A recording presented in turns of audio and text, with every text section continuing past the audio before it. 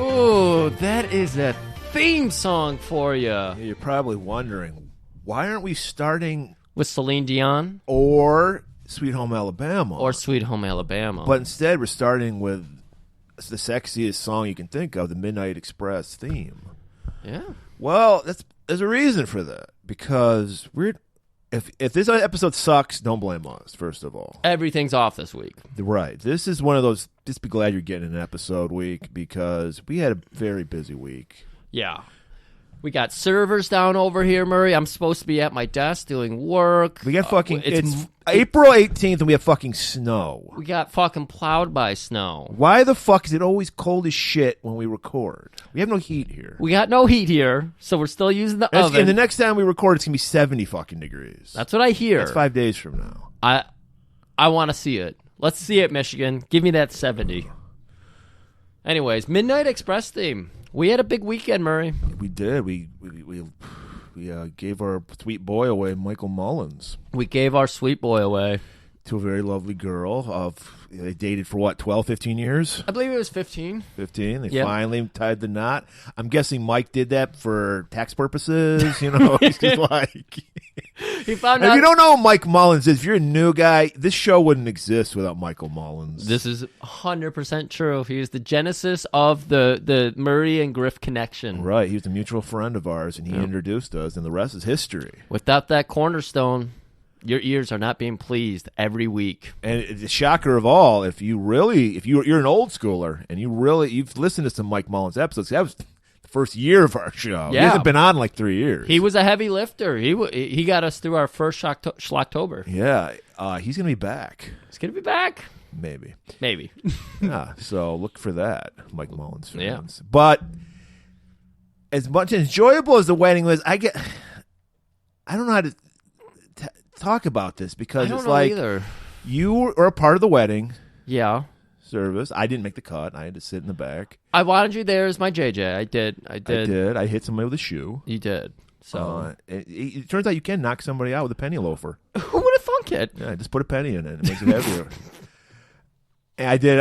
I'm glad you gave me your glasses so I could do my glasses work. You know, I can work a prop like anybody's business. I see those hands. You're working on it every podcast. You sit there for hours. Right. Origami, eggs, like glasses, gloves, shoes. Yeah. You're doing a great job. Velcro sometimes, but getting back to you, Griff, because you were in the wedding service. You were the flower boy. I was the flower boy. And you took it very seriously. I gotta take it very seriously. You know, when somebody asks you, it's a huge honor to be asked to do anything. Or pain in the ass. It's either one. Oh, wow, okay. Either No, one. I go the other way with it. Okay. I'm like, you know, they asked me to do something. This is a big day. Like you said, they've been married for 15 years. The pressure's really on.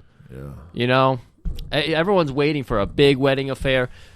And so I had to rise to that occasion. And the DJs, I will go ahead and say, tried to fuck me on that. They totally did. That guy was so jealous of you. That had to be it.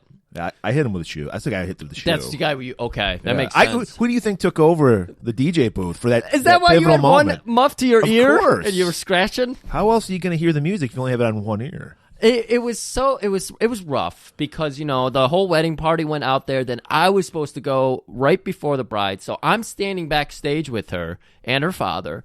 And by the way, there's video footage of this from 3 different angles that Mike, if you guys beg for it, I might put it up on Twitter. I might. That's true. That, like we said, we'll have to put an 18 plus on that one. Yes. Because that is... You, my friend, you walk a fine line between lurid and obscene and sensual and erotic. It's like, I don't know how you do it. You're like on that line. I watched John DeHart all night. That's all I did was watch him do shimmy slide, and he's got I had to injure my back to get kind of the stiffness, because if I'm real loose, then it's really fucking lewd. You get loose, you get lewd. Right. So, well, first describe what you were wearing before we go into what you were doing. All right. So we've had several of our comic book friends get married now, and I have to one up myself every time. Right. Like pressure. I love the whole affairs of weddings and getting a nice outfit together. So last September when this was supposed to happen, I go to my great sister and I tell her, this needs to be the best outfit ever. I've got this pink shirt. I want to match it with some green pants. And she's like, you know what? Give me a minute. So my sister comes back with a few ideas. And I was like, man, how much fringe should I have on this? Just as a joke. And my sister's like, oh, fuck, this would work with fringe. And I was like, oh, really? And so she starts sending me a couple different jackets. And I'm on eBay. Within 5 minutes, I have this beautiful fringe jacket to go over my nice pink shirt. And then I already have a fucking brown, like big old gemstone amber a bolo tie to put on. Already had the brown shoes ready. And then I was like, you know what? This just isn't right yet. Something's missing. Something's missing. And we're in the middle of the suburbs. Yeah. There's no rodeo near us. No. And yet within 3 miles, we have 2 Western wear stores. One of which I've passed by my whole life and always been like, I got to go in there one day. And I found my moment. And I went in there and I spent quite a bit of money on a nice cowboy hat. So I brought it all together. Fringe, cowboy hat, bolo tie, pink, green, brown. Oh, yeah, and then my Sharon belt. Yeah, that was a nice touch. I thought it was a good touch. Brought it all together. Yeah, it was a leather belt with the name Sharon in Boston in the back. And a big belt buckle. It was good. Yeah, it was. Dakota. It just says Dakota. Not North, not South. Dakota. Yeah. It's up to you to decide. It was good. I like it. If you're wearing that outfit, there's only one song you can play. The theme song for the Midnight Express. Yeah, yeah. And like you said, that fucking DJ was fucking with you because he was, everybody, everyone's except for the bride and him have been walk down the aisle. Yeah. So we're all anticipating because we know we can't help it. Griff and I steal shows. This is what we do. We can't help that. All right. That's why nobody ever invites us onto their podcast because we'll just steal it right out from under them. That's right. And I'm sorry, that's what we do. But he's great friends with Mike's lovely bride Jeanette, and she wanted him in there. She was like, "I don't care. I know this is my day, but I will step aside." I mean, I still remember the day she asked me, and she was crying, and I was like, "Mike, did she cry when you asked her to marry her?" Or you get the words right there. And she, Mike told me no, not at all. But when I said yes to being the flower boy, she cried. So I knew it was serious. Yeah. Yeah. And so DJ over here, DJ Homeboy, he starts putting on... Jazzy Jerk. Oh, I like that a lot. And he puts on the music for Jeanette to walk out. Mm-hmm. And so I see everybody stand up, and I turned to Jeanette, and I said, well, these people are about to be incredibly disappointed. At this point, I'm taking my shoe off, but yeah. Well, yeah, you're getting both of them off. You're ready to dual wield. You're going to just bop people, just walk down, bop, bop, bop. Right. And so it's like 10 seconds into the song before the guy realized, wrong song. I think someone even yelled. Yeah, the groom did, Mike. Yeah, that was right. That was like, Mike. Midnight Express. And so he turns off the music, and then he turns it back on a second later, and he plays the goddamn bride music. Music again, and I just collapsed, and I was like, I am fucked. I am walking out to a hostile environment. Right. They're gonna boo me. They're gonna be like, get us the fucking bride out here. And he finally got it on there, and I had to walk out. Oh man. Question: did you? I know because sometimes you can be. As they say, the slave to the rhythm. Your body just goes on its own. Mm-hmm. Did you choreograph this, or was this just the music just took over? Oh no, there was one part I wanted to get, and I fucked it up because I wasn't sure Mike was going to do it, and then after they fucked up everything, my timing was off on when that big moment, when the big thing, I wanted to do that clap right on beat, and I fucked that up. I was like a second or two late. That was the only thing I had planned. After that, I didn't think I was going to look at anybody, but I had to do my little pause at them, and so I had to look at some because you had a fanny pack full of rose petals. I had a fanny pack and 2 pockets full of roses. And he was just throwing it. The ladies were loving it. I don't want to talk about the undergarments that hit me. Oh, man, they're all teenage undergarments. I don't know why. I don't know why, because they're all adults at this. No kids allowed, but... No, and now we know why. Now we know why. Kids would be scarred for life if they saw that display. So, do we go on to Con Air now? Yeah. Well, I also want to point out, finally, after months, I finally got to meet Griff's girlfriend. This is true. He's keeping her away from me. I'm because people don't realize how tenuous this podcast is. We to take a line from Luke, the bitch from 2025 from last week. We dance on the nose of destiny every week. So when a new person comes into our orbit, I'm always worried about the feng shui of our show. Like, is he going to fuck it up? It's tough. But I'm happy to say, great job, Griff. Thank you. Great girl. She's a sweetheart. We're going to get her on the show. We'll get right her now, on. if she's listening, she's getting tense. Like, no! She pooped herself when we said we're getting her on the show. Baby That's steps. what happened. Baby steps. Oh, you'll get on here. Right. It's going to be good. So I just want to point that out. All right. Great job. So we're ready for Con Air. Are we? We're not. Everybody, that story's over. Catheters, put them on. Yeah. Put your favorite drink helmet on right now, because this, God damn it, what is with the late 90s and their long action movies with a message that fails on every front? Incredibly dumb, yet incredibly convoluted at the same time. That is my frustration with 90s action. Yeah. This is when action movies lost their soul. This is when the great fucking companies like Golan-globus and Carolco and Orion, they got subsumed by fucking major studios. They're like, hey, we can make money off it, because they used to look down their nose at like action movies back then and like horror movies, and they're like, we can make money off this shit. Well, we got to jazz it up. We need to make it big budget. Yeah. We need to have gigantic explosions. And so many times you can pick out scenes from this movie where you're like, we're only extending this movie so we can see this special effects. There's no story holding this together anymore. It's just, we need to get to the special effects, so let's make some shit up here. That's when it started, and they're still doing it, by the way. Oh, 100%. Every Marvel movie is just 5 action scenes, and then they string some kind of story through it. And then in this movie, of course, I mean, I could just imagine it today. Oh, coming soon, Con Air, Nick Cage, Danny Trejo, and John Malkovich, John Cusack, that guy that played Duncan. There's so many idiots in this movie, and so many of fall social. John Cusack should not have been a character in this movie at all. You actually thought he was okay, but I thought he was right for the role, because he's supposed to be like a paper-pushing kind of dweeb, and I thought he fit that role. Yeah, he never came off tough to me. No, he definitely did not come off tough, except for when he was talking down Duncan while flying a battle helicopter late in the movie. That whole scene was so fucking stupid. They just said, why? You notice that's been a theme for the past month. There's always a chopper in our fucking movies. In the late 90s, choppers were just a dime a dozen. Everybody had a chopper in a movie. Well, I see your John Cusack. I raised you with John Malkovich, because I hate John Malkovich. Yeah. I don't hate him. I won't go that far. He's not a Ginty level for me. But I think to me, he's just so overrated, because he's one of those guys that acts with a capital A. Like, he's always like acting. And people just love it and eat that shit up. And I don't like that style. I like more subdued shit. Give me a Harry Dean Stanton, like a subdued, oh my God, like character actor. That's what I'm into. So he gets on my nerves. Like, I mean, I've seen him in shit. He's been decent. I'm not saying he's awful in everything he does, but he's the most. Hey, I'm not making any judgments here. Is John Malkovich gay? Because he has the most effeminate sounding voice. There's nothing menacing about his voice at all in this movie. I don't know.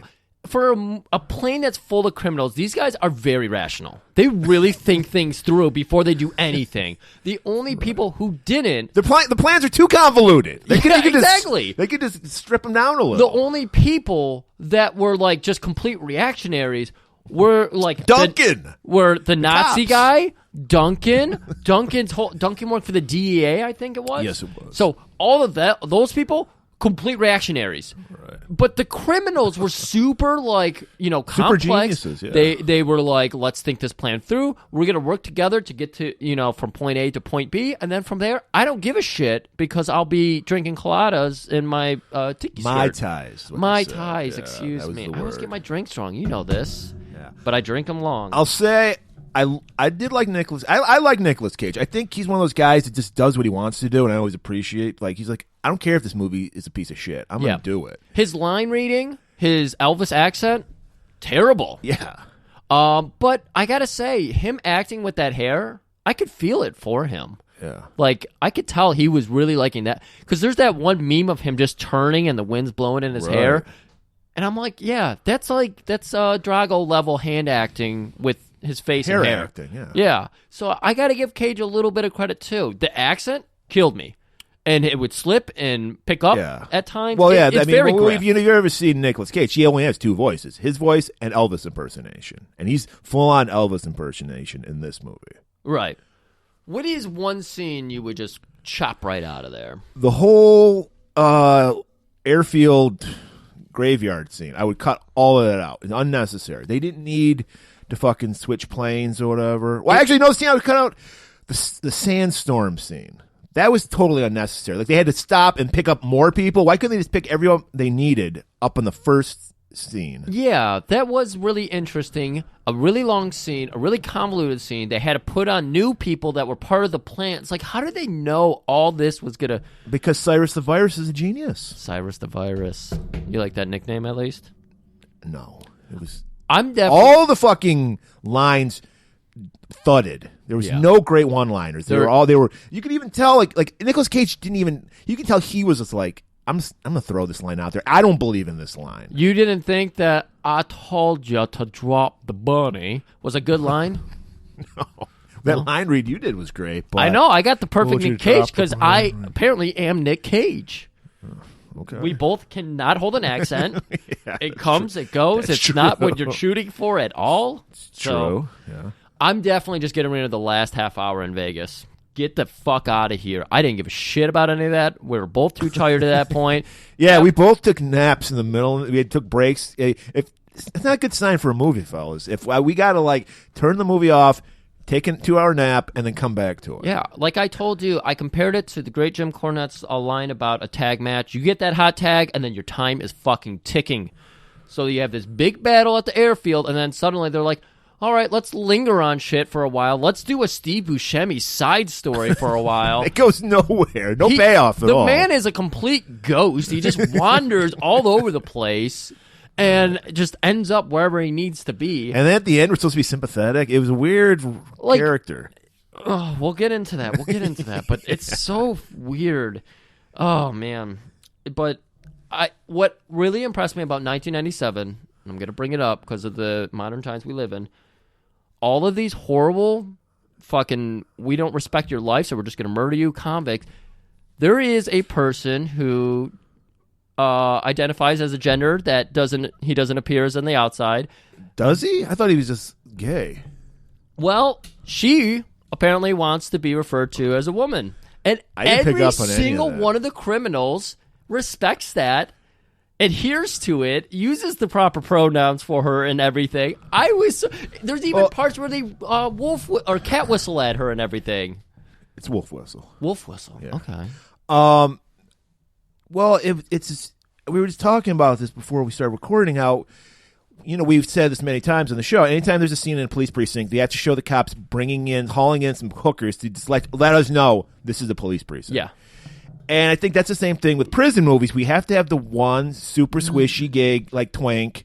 Yeah. So we're in prison. People fuck that guy in the ass. Yeah. And it's just I think that was his character arc. And then you said I didn't see that. Maybe I'm just behind the times. If you listen to it again, you'll hear everybody referred to her as she. I didn't her. hear that.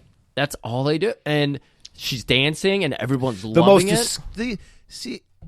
It just proves that life was better 25 years ago. We've gone crazy because these hardened criminals are just I accept you for you.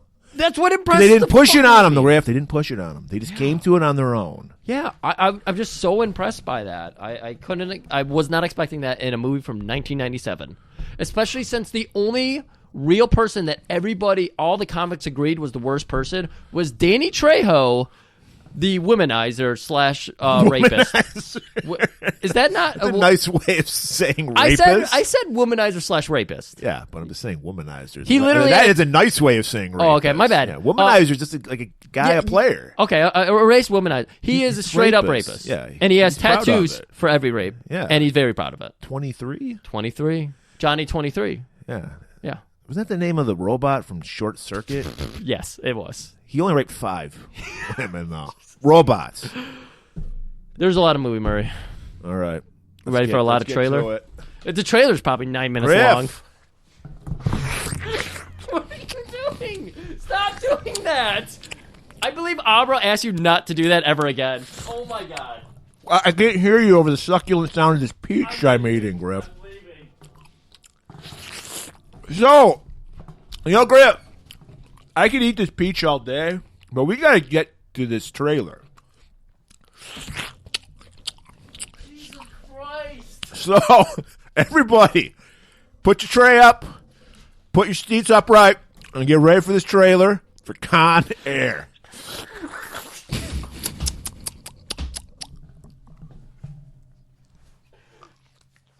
Everybody has just hit stop.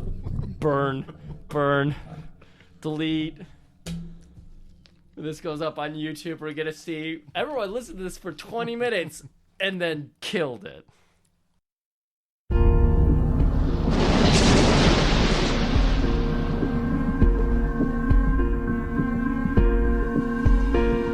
He's a U.S. Ranger. Highly decorated. Did a little hell raising when he was a kid, but nothing serious. He's defending his wife.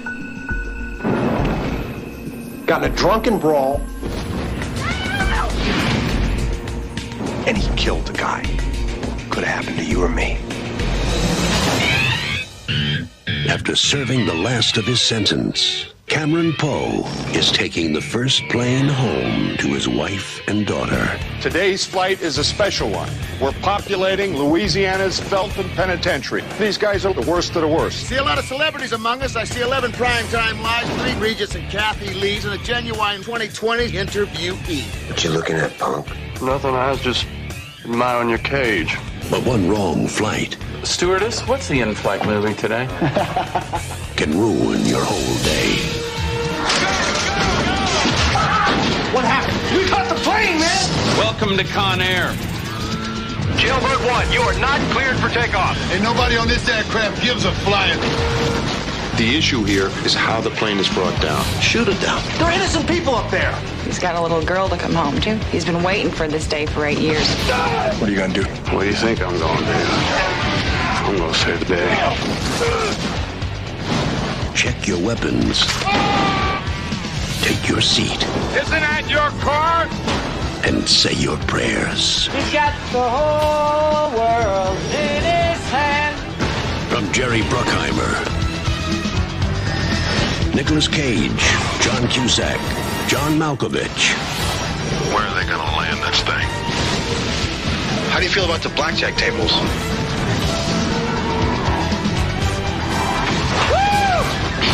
Buckle up.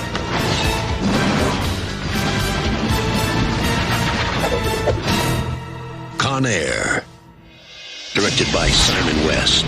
Thank you, and have a pleasant flight. All right, everybody. Let's get through this fucking Great slog trailer. together. The trailer's probably 5 minutes long, like this, this movie. Well, yeah, I like over-explained everything. Like I was saying, well, they have to make sure the audience is captivated by Nick Cage's whole fucking history. Let's get his whole fucking history. You can't do this in the montage we get a minute later. We have to actually see it. Well, not really. We just get stock footage of soldiers doing stuff.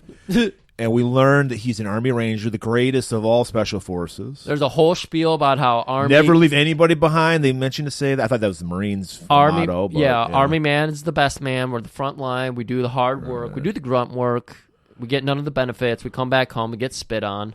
Right. And so we learned, so he's straightened his life up through the military. Right. And he's got an honorable discharge. He's ready to start his life with his wife. I guess he had to go away to learn how to be a man. Well, that sounded like what they were doing here. And, thank the fucking maker that the director and screenplay and everybody decided that we needed to see that, and we needed to see validation to this. So he's going to go back home. He's still got his clean cut. Right. Just got discharged. You can't have a mullet. Yeah, clean cut Cage. Returning home to Mobile, Alabama. Sweet home, Mobile, Alabama. And he rolls right up to a bar on an oil rig. Literally, there's literally an oil derrick pump. It's like the fucking Rock the Casbah video. There's just this oil rig, and there's fires shooting up from it for some reason. I was so confused when they walked outside because I'm doing my notes, looking over, doing my notes, and I was like, They just walked outside. Where the fuck are they? Why are they in an oil field? So confusing. Because this bar supplies all the fucking guys that do work on the oil fields. All right. Because they're all roughnecks. There could have been an amazing montage here to wrap all this up, but instead we're seeing it in real fucking... It's an oyster bar, too. Did you notice that? It was very weird. How fancy is this fuck? Like, are oil people that, like, even well, they're making shit ton of money. Yeah, you make a lot of money doing Well, that. yeah, of course you do. That's why everyone's like, we got to keep oil around, even though all that money that was for the workers now is going... Well, they make a lot of money, too, because it's such a dangerous job. But still, I mean, if you're like high school dropout, you work at an oil fucking rig, you can make way more than you'd get anywhere else. No, So, it makes 100% sense. You might die in your 50s from like whatever poisons you're breathing in, but hey, you made a lot of money. You got your F-150, so you're good to go. You got to have an F-150. You might even be able to get an F-250. Wow. Ooh. Anyways, they're sucking down oysters. Here comes our... Everyone's horny as fuck because we know oysters. Right. Aphrodisiac. Well, that would explain why we have such arrogant men in here, is because they're horned They don't up. even respect the military, these guys. That's how douchey they are. Well, no, we're about to learn that they spit in the face of people who lost Vietnam for them. Right. These guys are apparently the hippies because these guys, you would think, would suck the dick of anybody in a military uniform, but no. Right. If you fast forward this movie 20 years later, these are the guys flying, the Punisher skull with the blue line through it, thin blue line, like, I support the troops, I suck my troops' dick every night, like...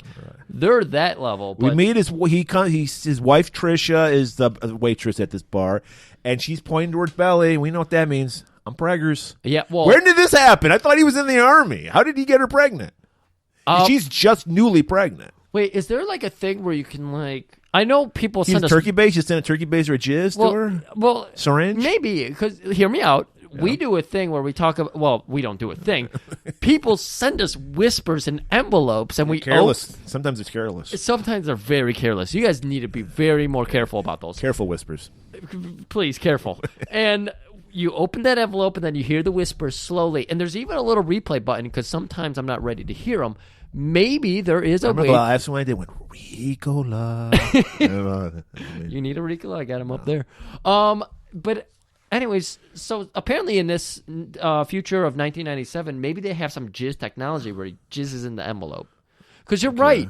He hasn't been gone for 9 months. He's been gone for longer than that. Well, she's not. She's newly pregnant. She doesn't even have any bump. She's just pointing to her belly. Oh my God, the timelines do not match. Maybe Cam is so dumb that he doesn't realize that he has to be there to get his wife pregnant. Maybe she was two-timing with those oil rig guys. That's the message of this movie that we completely missed. A cucked hero. Cucked Poe, not Cameron Poe. It doesn't necessarily make him a cuck. He's not watching. He's not taking enjoyment out of it. He just loves this woman. She happened to get pregnant while he was away, and he wants to be, with her, and he's willing to be the father. That's total definition of a cuck, but anyway. No, it isn't. If you allow that, yeah, you're a cuck. Okay.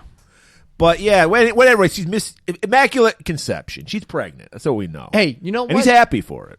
Let's talk about 3 little simple facts. We know that Nick Cage is God in this movie. Yeah. It is Easter time, and Jesus, Immaculate Conception. You said it yourself. Yeah, so I think it all Easter time's more about the death of Jesus. But yeah. So anyways, we got fucking, what is his name? Christian Poe? Cameron Poe. Cameron Poe in here. The real Poe, not the Star Wars Poe. Fuck that guy. Not Edgar Allan Poe. Not Edgar Allan Poe. Cameron Poe. So he's got his ear to her belly. He's doing all the fun dad shit. It's great. I love it. I'm going to teach that little boy how to eat a peach. Honka honka. You throw honka honka in there just to let you know he's from the South. It is an Elvis accent, so it makes sense. I feel my temperature rising. But just then, you see the guys with the little ribbed fisherman hats. They shouldn't have been wearing fisherman hats. They should have been wearing oilman hats. Like maybe they little were wearing them helmets. Ironically, but yeah. Yeah. Oh, they're going for Iran. These are Alabama hipsters. Alabama hipster. That's my favorite Black Oak, Arkansas song. This guys, we're talking about the first 2 minutes for fast 10 minutes. This is gonna be a long one. And I did complain that we needed a montage of this, and here we are. Stuck on it. Yeah. You're not listening to golan-globus unless you're stuck on the first 2 minutes of the fucking movie. All right, so these guys, they fucking clear away. They got their two-hearted ales. They don't drink that Budweiser. They don't drink domestics. No, they're drink, hipsters. We told them to point that out. They drink Indian What's your beers. IPAs here? How many IBUs in this? I like a dark brew. Ooh, I like it dark.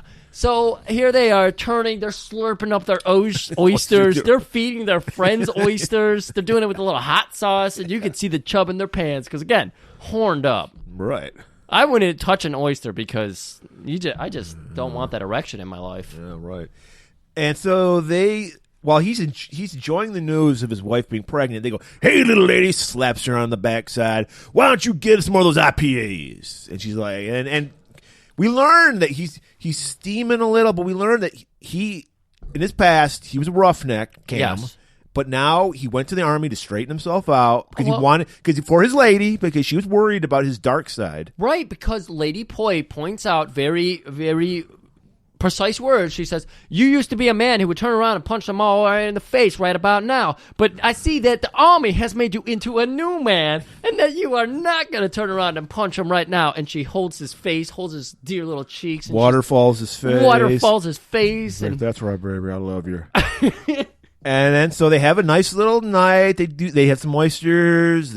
On the half shell. They're drinking, and now it's ready to leave. Well, we do have to point out that those guys, they do get in his face. They do spit on him. They do say, "You fucking fairies lost us Vietnam." In fact, I don't thank you for your service. And then he undoes a salute. Right. Like reverse salute. He reverse salutes, which I don't even want to get into how offensive that is. Yeah. But he blows it off because he's a new man. He's serenity now. Right. So rain's falling. They're leaving. They're getting to the car. He's fumbling his keys. They're walking by the fucking oil derrick that's pumping oil. God, it makes no sense. And you just hear like a sign creaking in the background. It's all eerie. Right. And then these guys are, "We ain't done with y'all."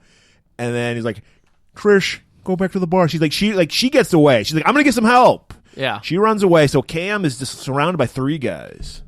I like this, that his army training has taught him how to walk right into a situation where he's surrounded. He doesn't walk so he has something behind him. He walks right in the middle of these 3 people because he's like, this is my greatest advantage, is to have 3 people surrounding me. And first he's getting handed to him, but then he turns the tables and he starts kicking ass. Kicking so much ass, one guy has to go for his knife. Oh, no. So he pulls out a switchblade. I was hoping it'd be Butterfly, but these guys are not that... If it was Shamwoo, there'd be pigeons flying everywhere. In the rain, slow motion rain trickling on the knife as he... In fact, I could have swore this movie... I thought it was a Michael Bay movie. I don't know who the fuck directed this movie. But, Simon something. Okay, but... I looked him up. He has done some other things. He sucks. Okay. So... He has no choice. He has to use lethal force. So he does the old, push your palm up to the guy's nose, push their fucking cartilage into their brain, kills them. Yes. And Murray, let's point out right now, what did he not do? He did not say, "I'm standing my That was his ground." That was it. That's why he goes to jail. And this is a man of God. We've talked about it. He's the son of God, if you will. And all you have to do is declare that in front of God and the stars and Zeus and everybody. He didn't do that. So he kills one guy. His buddy grabs the knife, so there's no evidence, and then he runs, and the other 2 run away. So all the bar patrons and everything, they come out, and our shopkeep and everything comes over. He holds the guy in his hands. "This is my best customer. Those fucking indie beers cost $45. I make $80 in profit off of those. Those are good gambling This odds. guy's a murderer." So now we cut to the court scene. We get, of course, fucking Poe, Cam, he's adamant, "I'm innocent. I didn't do anything." He's got fucking Saul Goodman as his lawyer telling him, "Nobody saw this. You can just say you didn't do it." They have no evidence. He was the opposite. Saul Goodman was like, "Take the plea bargain. Take it. Say you're guilty. He's like, "No, I'm going to stick and say, then he said, "I'm going to stand my ground tonight because I didn't stand it that night." Yeah. Oh, okay. And see, that's the problem. But then he gives in because he's like, "Look, you'll be out in a year. You'll be time to see your daughter's first birthday." And that's because Cameron, he's a man of honor. He learned that from the army. Yeah. But he's like, "I got to do this for my daughters." He takes the plea. That's the lesson of this movie, is the American judicial system is going to fuck you. Yeah, he pleads guilty. But there's not a fucking jury in America that's going to put a veteran in jail for defending himself. Nope. No matter how sketchy the situation was. Nope. So this is how ridiculous the premise of this movie is to begin with. I mean, you can even look at the judge. He's slurping up oysters. You could just... Well, the judge was a total prick. Saul was like, "You're going to get a year. you're going to get the maximum 7 to 10 years for manslaughter. That's right.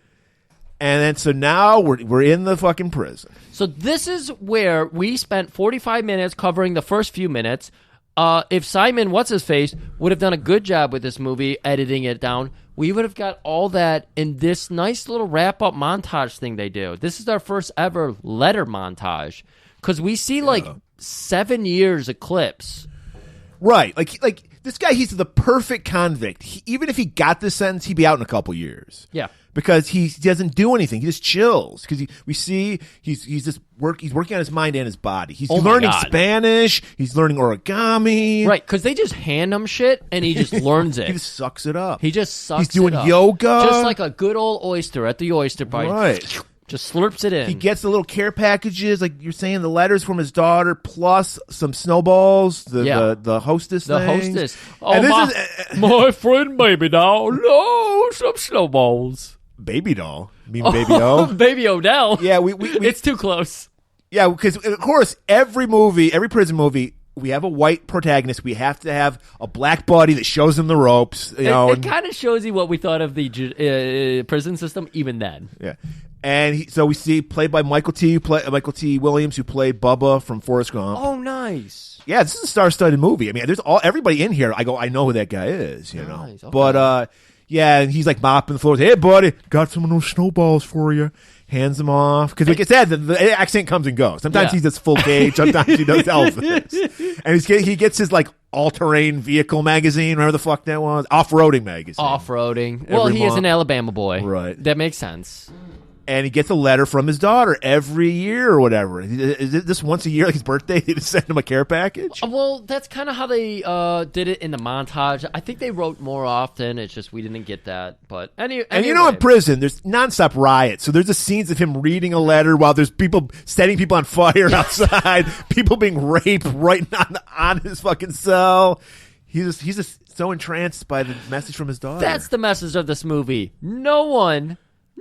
I'm impressed, first of all, that a 3-year-old can read and write. She's writing letters to her fucking dad. I was thinking that and comparing it to my nieces and nephews, and it's I think my oldest nephew is 7 now, and he's getting into the reading and writing. Yeah. And it's like a child.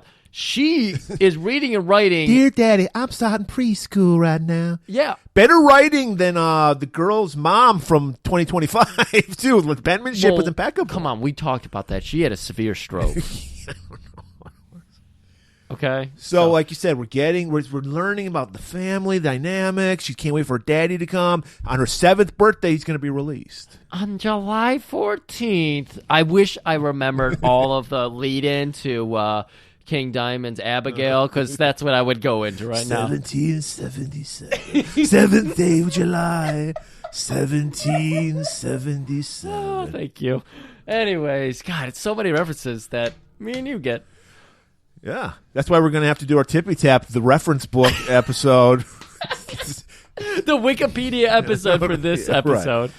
So now it's finally, that's the day of parole. And Odell's happy for him, Baby O. He's like, yo, brother, I'm happy for you. By the way, I'm leaving with you too. They're sending me to a worse prison, but I'm at least leaving. Yeah, I didn't catch on to this. I didn't understand that Baby O was on the plane too. Yeah, he's getting transferred to another prison. It took me so long to figure this out. This movie plot is the stupidest. It's the stupidest. I like the idea for an action movie, but the fact that they're trying to wade in severity and meaning and messaging makes it so fucking stupid. And we also learned that Baby O's diabetic while they're walking out. It's like, I hope they have my insulin for me. That's not going to come in later on. All right, Murray, we got to get over to the real fucking creeps of this movie. The real weasels in the world. Politicians. They're talking up their new max security prison. We're basically talking about, maybe you're familiar with it, the Adult Swim show Super Jail? Yes, I've seen it. I love that concept. I don't know if that was a show for you. It was a show for me. But it's basically Willy Wonka meets prison. And that's what we're doing. We're just constantly one-upping ourselves until we have a Willy Wonka of prison systems. This is for the worst of the worst. Rapists, serial killers, murderers, people who write bad checks. All the worst people. Oh man, don't tell me. Porch about Pirates. Porch Pirates, Griff. They're finally getting their comeuppance. We're riddled with them nowadays. That's for sure. And where they got a special plane for them called the Jailbird. The Jailbird 1? I would have said Jailbait. Jailbird. Yeah, Jailbird. And we're getting for some reason. Why are we loading up the worst of the worst and Nicolas Cage? Why can't they just send him on another plane? I don't know. He's like with Cyrus the Virus? Is he in the same prison? I guess he is. Yeah, because they're all in the same. I know same Billy prison. Bedlam was in the same prison. Yeah, but they are at the one place. Maybe he was already on. He wasn't already on Jailbird 1. No one was on jail. No one was on Jailbird 1 at this point. So everybody apparently came from this prison. Yes, and now we also meet your least favorite character. Agent Vince Larkin. Sucked. And they do a zoom. They do a nice Quentin Tarantino zoom in on his feet, wearing sandals with socks. You see all of his little toes I fluttering. thought he was wearing socks. Did he have his toes out? I didn't notice. I thought it was even worse. I thought it was socks. Socks and sandals. Ooh, with a suit. You're gonna wear sandals with a fucking suit. Well, you said it, John Cusack. He brought this to the character. He's like this guy who wears a suit with sandals. He's the guy who believes in the rehabilitation of prison. Our man Duncan O'Brien, the engineer from Star Trek Next Generation, he's like, that's where I knew him. Punish from. these motherfuckers. And we know Duncan is such a badass because he drives a Corvette with the license plate that says "As Kicker." Well, what? And not only that, he parks in handicap spots. That's how we're like telling us what a douche he is. It's not that he pulls forward into him either. He backs up into handicaps. Why do people do that? Why do people back up? It's like it takes longer to back up into a parking spot. I hate you people that fucking. I'm standing there waiting because you have to back up. What? Is this a jewel heist? You need to get a quick getaway? Fuck you, you backing up motherfuckers. I didn't realize we were going to touch on a sore subject, but I hate those motherfuckers. It's a long episode. Duncan, I totally connected with my hatred of Duncan. I gotta hate this guy. Yeah. So it worked. It is working. They did a good job. I think that was all that actor. I think he realized this is how I put it over the top. Right. All right. So we also learned that they have their own things going on because, as we learned in 9/11, our various levels of like global protect or U.S. protection, our FBI, our local police, our state police, Homeland Security, none of them know how to work together. Right. It's constant rivalries. It's all a pissing match, and all of us citizens suffer for it. Right. Just like the people who died, unfortunately, in 9/11. Right. So this is kind of like a little teaser of that because we see that they're like, we can't let this get to the FBI. So we're going to go ahead and fuck this whole mission up just because we want to get the W. Well, they all want to do it their way. And so Duncan works for the DEA. And we learn the reason he's there is because there's a drug lord's nephew, I think, is on this plane. Yeah, it's Francisco Cedino or something. Senado, I think. Senado? Something like that. And stupid. This is their last chance to get to this guy to get some info on where they can find his uncle or whatever. So the point of the undercover agent was just to talk to him. Yes. Okay. That was where we're getting this. Somehow they've had this guy in custody for I don't know who knows how long. He's gonna break him in an hour-long plane trip. It's the fucking stupidest plot ever. Like you had I like the idea of the plane and the people chain and it's too convoluted. They're putting a head on a hat, Griff. Well, yes, they are, but it's like it's fine for an 80-minute movie to extend this another 45 minutes. It's fucking ridiculous. Anyway. So then we get the breakdown of the plane because we need to know because we have to have everything spoon-fed to us now because it's a 90s action movie. We said that they have an undercover agent? Yes. His name? Willie, okay. Right? Yes. I didn't even know. I just put agent. I didn't know he had a name. You put Willie in the notes and say, all right. No, it was Willie. Okay. Willie. And we get the classic prison guard who runs the thing. All right, ladies. They always have to say, all right, ladies, to let him know that he's going to emasculate these guys and all this shit. Do tough guy talk. Before we get on the plane, we do have to bring up that they try to give Willie a gun. Yes, you're right. So, okay. Yeah, come on, this is playing into like the whole fucking stupid plot of this fucking movie. And so I guess we'll do the due diligence. Vince, who's Cusack, he's like, no, there are no guns on this fucking plane. This is a peace plane. It's a love plane. It's a soul plane. There is no guns on there. The only gun is our chef Admiral Lagasse, bang, bang. He's going to make him a fucking sweet-ass omelet. And Duncan, he goes unwillingly. He's like, all right, grudgingly. He's like, all right, give him your gun. Yeah. And then he winks because at Willie had a secret gun. And He had the Willie Dynamite gun just nestled right there next to his penis. Yeah, which is the perfect way to hide a gun. I don't know why they didn't let him. None of these convicts are going to be looking at his penis.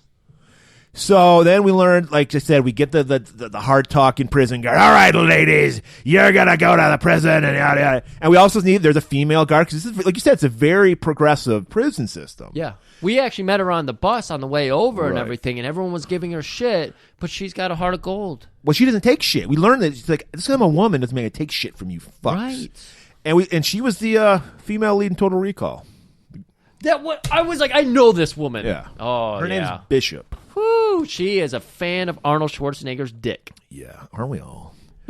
And so, yeah, we get the breakdown of how the plane works. No weapons at all allowed. There's one pistol in a lockbox. It's in with the. It's in the pilot's cockpit, and then there is a small arsenal. Why? Good question. Because. In the belly of the beast. Because most of the belly of planes are pressurized. So how are you going to... If you had to use guns, you're going to have to go down there, die. Yeah. So in a serious situation that everything's going out of control, yeah, just go ahead and get down there to the belly of the plane and get the guns out. Of course, the answer is because we need them to have guns later in the movie for this great scene that should have been cut. Exactly. And then so now we know how the plane is. Now we got to get our killers, our worst of the worst. We're gonna go ahead and hit that sweet '90s music. The music was horrible in this movie. It's awful. Celine Dion everywhere. We meet our really worst of the worst, and we have I think John Cusack goes down the line. That guy right there, Billy Bedlam. His wife cheated on him. He didn't kill his wife. He drove 300 miles to where her family lived and killed her family and the family dog. This guy, I recognize this guy. This guy was on an episode of X-Files. Yeah? He played a serial killer who'd wash women's hair. Oh, before was it like a neck snap thing or? No, I think I might be remembering this I'm more wrong. intrigued by this than this movie.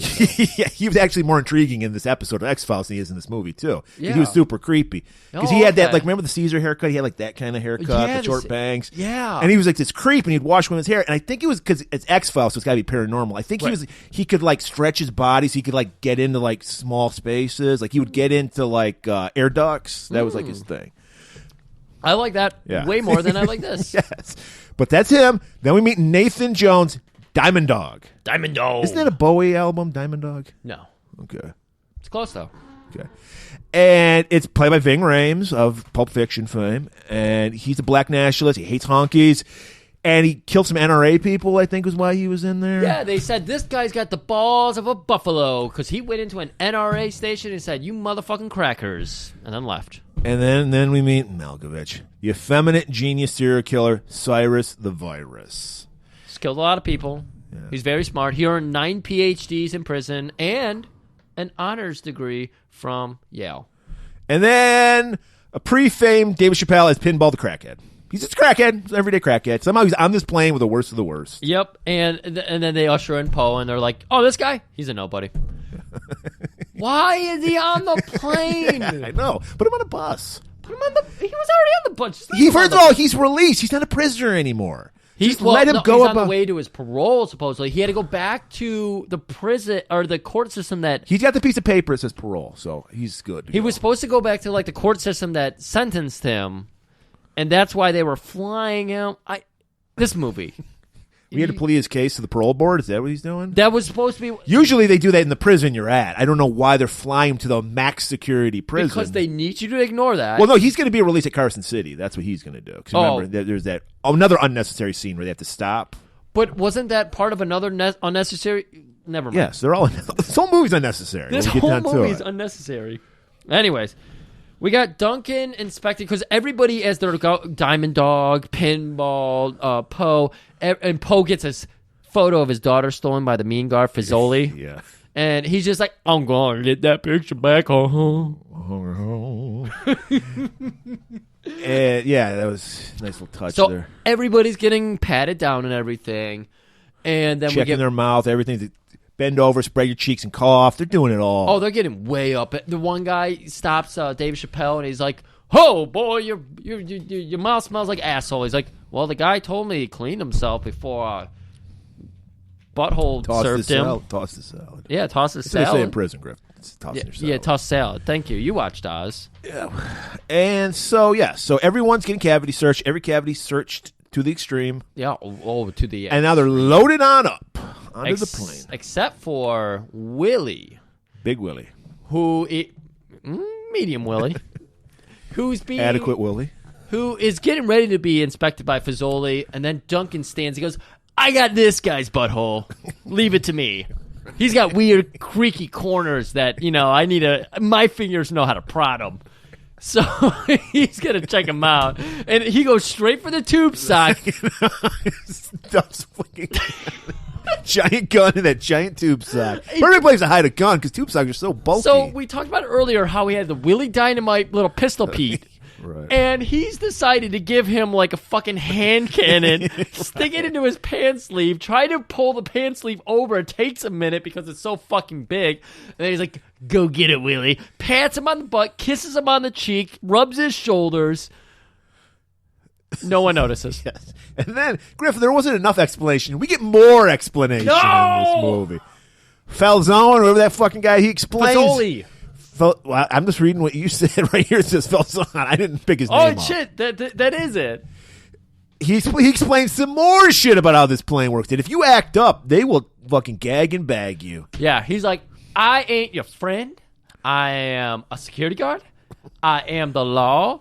Thin blue line. Blue lives matter. I'm standing my ground right here. I am making it official right now so we got us a failure to communicate. And, of course, So, out of all the horrible convicts, okay, we do need to mention that Cyrus the Virus is loaded into a cage. Yes. The most dangerous. Diamond Dog, Cyrus, and Danny Trejo were locked into cages. Trejo was? No, he wasn't. Trejo was not. You're right. It was He just wasn't. the two. Yes. And then there's a third later. Yeah. So the two I think Billy Bedlam was put in a cage, too. You're right. Billy Bedlam was put in a cage. Yeah.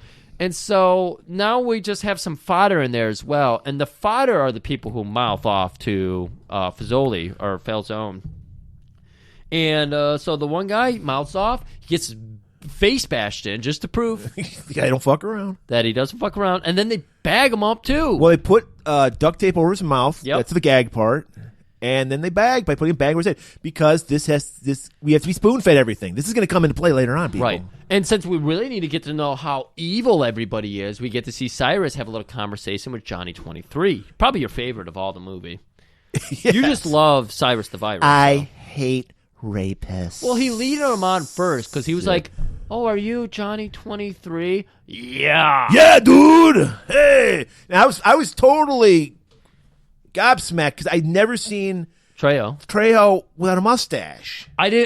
I knew it was him, but I was like, what is different? I mean, when I think rapist, I think mustache. So it would be the perfect time to have a mustache. Hey man, come on. I'm just saying. You got a rape stash. And he's like, oh, yeah. He's like, I heard that every time you rape somebody, you get a tattoo for it. Yeah, check out the arm. Check it out, Holmes. I get a heart tattoo for everyone I fuck. And he's like, I think he looks over at Sally, the guard, and he's like, I'm looking at number 24. I'm going to add you to the list. And, I hate rapists. I detest them. And so we learned that Cyrus has a code. We went in, and I know people love this whole little Malkovich line that he does. You're like that, rapists are like that white foam that appears when your mouth goes dry, and I have a special hatred for you, like that white foam by the side of your mouth. He's going on that tire, but at the same time, he's looking down at his palm and he's picking at it, and you can tell like they just put glue on their hand and it dried out. But there's a needle in their hand or some kind of metal object. It was just a needle, yeah. It was an international object, or like a tiny nail. International object, yeah. And we see Diamond Dog doing the exact same thing. They're getting ready to take off, and they're pulling off their little nails. Yep. And that's all you need to just pick a handcuff lock. We all know that. Yeah. And, okay, we're about to see it in a second here. It takes them literally 2 seconds with that little object to just jam it in, release the fucking lock. Why even have keys? You could just put, like, anything in there and release the cuffs. But Pinball, played by Dave Chappelle, he apparently has cat-like gag reflex. Pinball. Because he goes... This creeped me the fuck out. And then He pulls up like floss. Dental floss, yeah. Like, where was this tied around his back tooth? Why? How is he vomiting this shit up? It's amazing. And he starts pulling, and we see he's got. I thought he had like a condom or something. And Pinball has been trying to like make cozy with everybody. He's the sassy black guy character. We have to have that character too in the action. He's making jokes with Poe, and Poe's like, I don't talk kindly to criminals. Right. You are a criminal, Poe. You killed a man. And then there's a Native American next to him. He starts calling Chief. He doesn't like Chief for some reason. And the guy goes, "What's going on, Chief?" And he's like, "How?" And then he's like, they take off. And he's like, "Sorry, I got to do this, Chief. I hope you forgive me if you survive." And he's got a little vial of like gasoline, some accelerant. He just squirts it on Chief's like, "What are you doing, Kimosabe?" Fire water. Lights that. He's literally fire water. I'm sorry. That was a good one. And he lights the match, sets fucking Chief's dick on fire. It was Chief from One Flew Over the Cuckoo's Nest, so he wasn't. Okay. So he was being right by calling him Chief. All right. So all hell breaks loose. All hell's breaking loose. There's so many fucking things happening. You had to add to this because I didn't even notice everything. Baby O's insulin vials that they were just going to get. Yeah. They get broken. He needs his injection right then and there. All of them but one. Okay, but they had a syringe. They had no syringes. They had the vial. They didn't have the syringe. Syringes got all broken up. And then, so the pilots, they get called up and they're told, "Hey, we need that gun back here." So they're about to come out with the gun. Cyrus, of course, has broken out of his cage and everything. He is hidden himself like by the door, lets the pilot come out. I think Danny Trejo releases all the guys in the That might have been cages, it, yeah. So Cyrus gets up to the pilot's door, surprise attacks him, gets the gun out of his hands after one guy gets shot. I know one guy gets shot. Well, co-pilot's like, "What's going on back there?" Because there's commotion going on. And then he goes out there, and that's when Cyrus like grabs him because he had a gun. Yep. And he's like, "We're taking over this plane. Welcome to Con Air, people." So we got one guy dead. We got a bunch of people fucked up. We got Fazoli knocked out. Yeah, he gets beat up. He gets beat up. Of course he does. Because he was mouthing off. Right. And so now, like you said, Cyrus is just, "Hello, everybody, and welcome to Con Air." Johnny, like, "I gotta add to my tattoos, man." So he jumps immediately at, come on, dude, we just got released. You don't have to immediately, romance her a little. He just jumps on Bishop. On a plane full of fucking just the worst criminals. He's the only person on here with criminal intent all the time. Yeah, apparently we got the one plane where the people have issues with sex crimes because they don't want any of that hanky-panky happening on this plane because all of them are like, "No, you're not going to rape this woman." It's incredible. All these people are like, "Let's work together." They're very chivalrous for psycho killers. So, "You're not going to rape anybody." And Cyrus grabs fucking Johnny 23 Poe off. does, actually. Poe rips him off. Poe jumps into action, rips him off. And he tells him, "Your dick flies out of those pants, then you fly." Or Your dick flies out of these pants, then you fly out of this plane. Sorry, but we're trying to move it along. So, anyways, we learned that Cyrus is working with Francisco Sindor. Well, he's working to get his nephew out because his nephew's on the plane. Yep, and that's why like how everything's supposed to be connecting. And we learned that there's this massively convoluted plan to get off. Right, of course it's going to be convoluted. So Willie gets unshackled too because they think he's one of them. Right, and we see, I think it was Pinball unshackling him. Yeah. And so Willie starts getting the willies and immediately gets unshackled, grabs his gun, it's called pulling a Stallone from the Kojak episode. He immediately fucking freaks out. You're right, and shoots a kid in the face. Somebody threw some bird seed and he just snapped. Food! He thought fucking Malkovich was Kojak because he's bald. That makes sense. Malkovich grabs the female guard, Bishop, and there's a Mexican hostage standoff. Right, and of course Cyrus is just like, "You want some 2-bit crackhead? Take him. I don't give a shit." Poe is in the middle. He's the mediator. He's like, "Let's let cooler heads prevail, y'all." Honga, honga. Can I tell you about Blue Hawaii? And so, yeah, I think Pinball just somehow gets away from. Another guy comes out of nowhere, and this is the second guy who's about to be shot because Willie gets his attention distracted from him. One of the nameless ghouls. He's coming out of the toilet. He's coming out of the toilet. Comes at Willie. Willie turns, shoots him in the face. And then Cyrus has the chance to shoot Willie. So Willie gets shot dead. Yeah, so he's dead. Willie, don't be a hero. Don't be a fool with your life. So Cyrus has an extra gun now. He's got 2 guns on this plane that has very few guns. That's a big thing. So in all the whole melee, we learned, because, okay, stay with us, people. It's a convoluted plot. First, they're going to stop at Carson City. They have to. They have to because they were going to unload 6 prisoners, Poe being one of them. Poe. And they were going to bring on 10 more. I think it was 3. No, it was 10 because this is what happened. No. Unload 3 because when No. They were going to unload 6, but they lost 3. Got killed.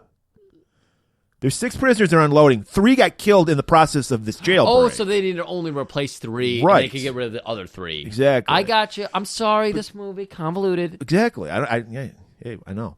So yeah, because they have like the itinerary, and they're like, Cyrus, 3 of these fuckers are dead, and they're white. Because first, like Odell's like, I'll fucking go. Yeah, baby Odell. Because he's got diabetes, he needs his fucking insulin. So right. I get it. Even Poe's like, get the fuck off this plane. Yeah. And Poe's like, I'm fucking going too. Like, I don't want to be a part of this. Right. I just want to get to my family. And then the guy's like, Cyrus, no, they're 3 white guys. They're all Polish names. There's no way we could get away with this.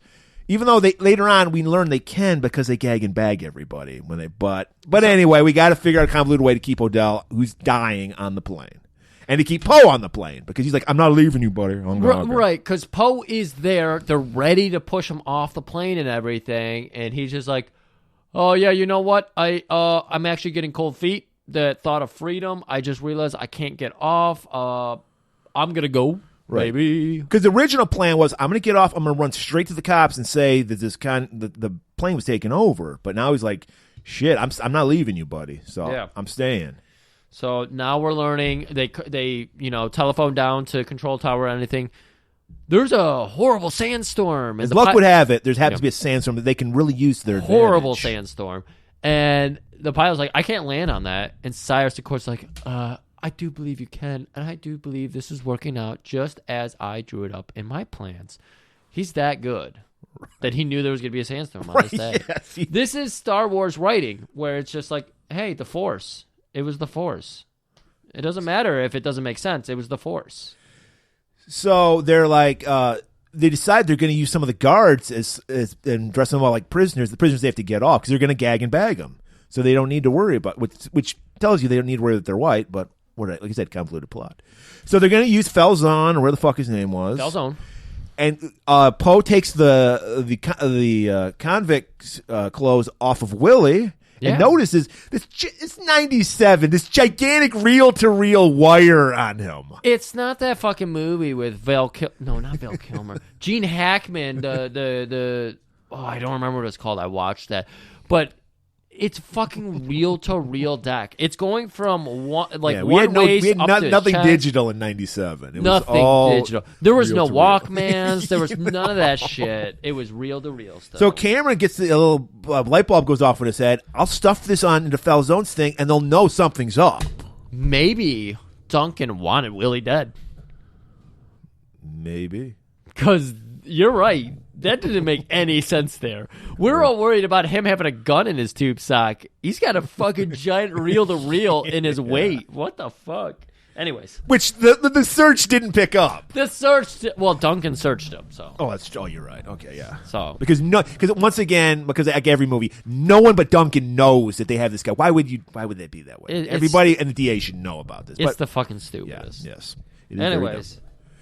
So, all right. So then they got their 6 guys because they got some guards they're going to throw off the plane. We need to add more to this.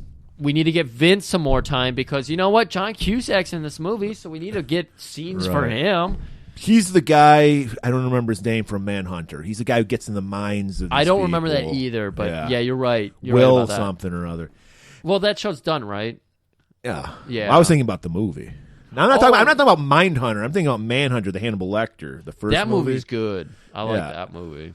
Will something, I don't remember his name. And he's like, if I take me to Cyrus's cell, I'll find stuff. I'll fucking, magic it up, and I'll like look and see shit, and I'll figure it out. Oh, was that how? Because I just remember guards going in there and be like, it looks like cocaine. Well, the guards go in first because I think he has to drive to the. Oh, okay. The prison or That whatever. makes sense. So the guards and they notice, I don't know how, they notice that one of the cinder blocks is made out of toothpaste, dried toothpaste. I don't know what's. It already had like a chip out of it, and they look at the ground and like, oh, cocaine. Let's gummy it. Yeah. And then they're like, this isn't fucking cocaine. And so they start going full on mole mode on the brick, and they tunnel completely through it by the time that Vince arrives. Right. And so we see that all the plans, all the maps, everything. You figure he would destroy this shit, or he's a genius. He was memorized all. Why this would shit. he? Well, I guess he can't bring it with him. Flush it down the toilet. Yeah. Maybe get some of that lighter fluid that Pinball had. Yeah. Like there's whoa, what happened here with this big line break? Anyways, yeah, actually, you could have get this on behind the curtains. So Vince is like, all right, I'll check it out. So then we cut back to the plane. Plane arrives in Carson City. Cyrus and some of the boys dress up like prison guards. Yep. And they're explaining the situation. They're like, these guys went crazy. I had to gag and bag them. So they're like, why do these fucking guys have masks on? These are like the low-level criminals. We're just going to take, the fucking minimum security prison. Yeah. And they're loading up. And then we see this is where what was the name of he? Did he have a name? Fuck, it was something. Riley. I don't know. I'm gonna say stereotypical gay guy. Stereotypical gay guy gets on the plane. He's like, "Woo, parade!" Gets on there, and my favorite Swamp Thing gets on. That's the only person that's important to the plot. Right. Is Swamp Thing. So that's the only one we're going to worry about. Yeah. Well, that's the thing. That's why I didn't know why this character, the gay character, was on there. It was just there to make fun of gay people because it's like, what's his purpose besides being a gay stereotype? That's it. That's the only person. Like I said, purpose. It's a prison movie. You have to have a little Twinkie guy, right? And again, I was just surprised that everybody was so cool with them. Yeah. Like they were just these times they are changing. Yeah, they were just hooting and hollering for her. They loved her. They were like, "Hey, get our rear for us." Oh, I get it. Get our rear for us. That's not good. That's not a good joke. I'm sorry, everybody. That was horrible. What is good, Swamp Thing? Because Swamp Thing is going to be the pilot. Did they kill the pilot? What happened to the pilot? Or did they disguise the pilot as one of the convicts and take him off the plane? 'Cause I don't know what happened to the pilot. I don't remember what happened to the real pilot. I know the co-pilot they killed. Yeah. I don't remember what happened to the pilot, but I guess he just got pushed off the plane and gagged and bawled. And but they don't need the pilot because Swamp Thing knows how to fly a fucking 747. But the first thing he's got to do... Which confused both of us. More grifts than me, but yeah, I was confused. It took me the second time to realize, second time watching, I watched it today while I was working. Wow. Holy fuck, did they not stop talking about this throughout the whole first 35 minutes of the movie?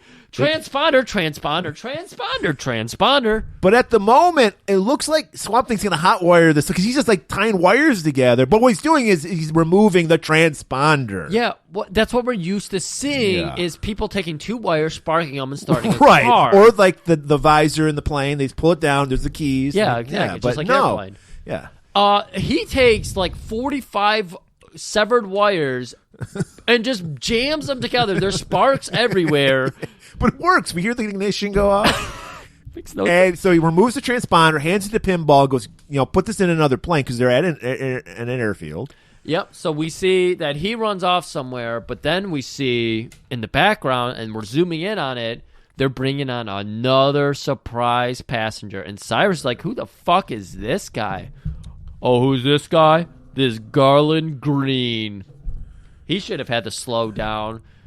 NBA Jam theme song to him. And I'm glad I brought up Hannibal Lecter because he's in full blown. Because every serial killer from now on, since Silence of the Lambs, has to have the mask that covers his fucking face. It was a Darth Vader mask too. It made the noise. It was over the top. It was so. And he's got like mittens on his hands. What was that? So he couldn't scratch people, I guess. I don't know. And he's like on the fucking dolly. They're just pulling him out. And they put him into a cage, and like, this should be interesting because I guess this guy's killed more people than Cyrus. He's impressed by this guy. Exactly. Garland Green. I believe, or at some point we do learn about his history. I don't know if you put in the notes. I didn't. I don't give a shit. No, they explain everybody's history in this movie. Yeah, I know they did. Yeah. I just didn't know if you put in the notes. No, I don't think I did. I did not. I don't give a shit. I did not. I know he killed like 43 people. and he's supposed to be one of these like real child creeps too. Right. So that's all you need. I thought he was a cannibal too, but maybe that's I'm just reading in Hannibal Lecter because of his. Cause I don't think he is a cannibal, but right. That's what I thought because I think I was thinking Hannibal Lecter. Right. But yeah, he's loaded up on there and think, oh, you're very impressive. And then we get Odell talks to Cam. He's like, that guy's crazy. He makes the Manson family look like the Partridge family. So we know, don't fuck with this guy. Even though he looks like a Steve Buscemi, he looks like a geek. Yeah, but don't fuck with him. So because they immediately unshackle him, they're like, fucking strap him in. Like rock star, yeah. Yeah, he needs to see the on-flight movie. We need to get him, a nice Swanson dinner. Right. He's like, do you need a tab, a Fanta? What do you want? A Fanta. What would you say Steve Buscemi's character would drink? I think he would drink a Fanta. I think he would drink an orange Fanta. Orange Fanta. Yeah. Interesting. Well, Murray, this is a good time to break away from the plane because now we're going down to Vince, who, of course, is ordering an orange Fanta. He's looking at all the clues, all the maps and shit, and he's like a genius. He's just like, there's a picture from the Last Supper, but all the eyes are removed. And they're like, this guy's so fucking sick. He removes the eyes from the Last Supper picture. But he's like, there's more to it than this. And everyone else is like, yeah, we get it. Our hands are tied. We're going on a fucking break for the next 4 days. So they like walk out of the room for a minute, and he's sitting there and he's going over notes because Cyrus has left thousands of pages of notes. Right.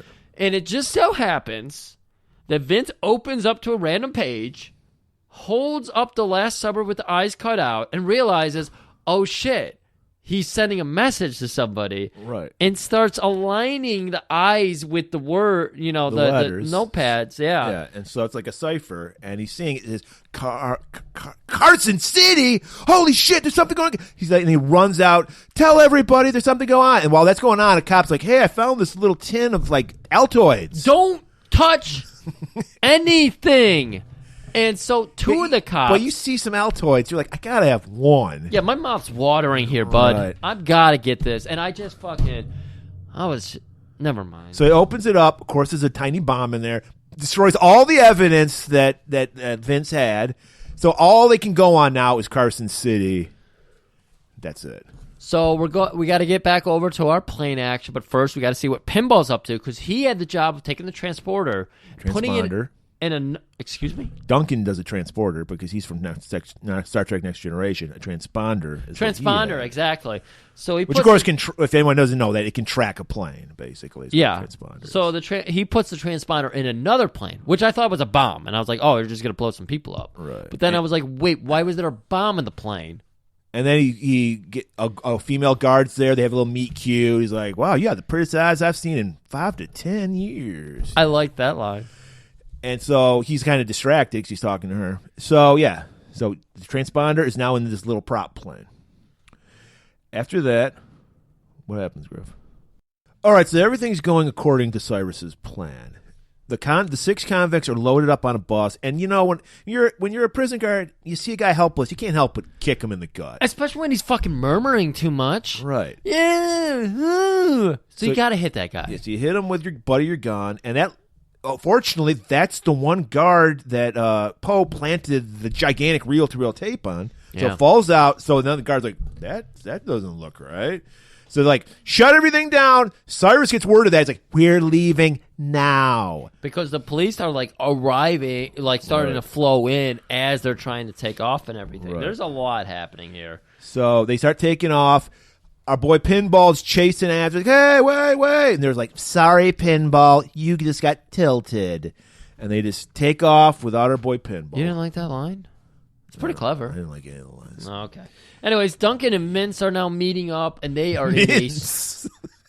Duncan and Mince? Yeah, he's mincemeat because he's a piece of shit. Okay. Good cover for that. Thank you. So they're it's because the next word was meat. Yeah.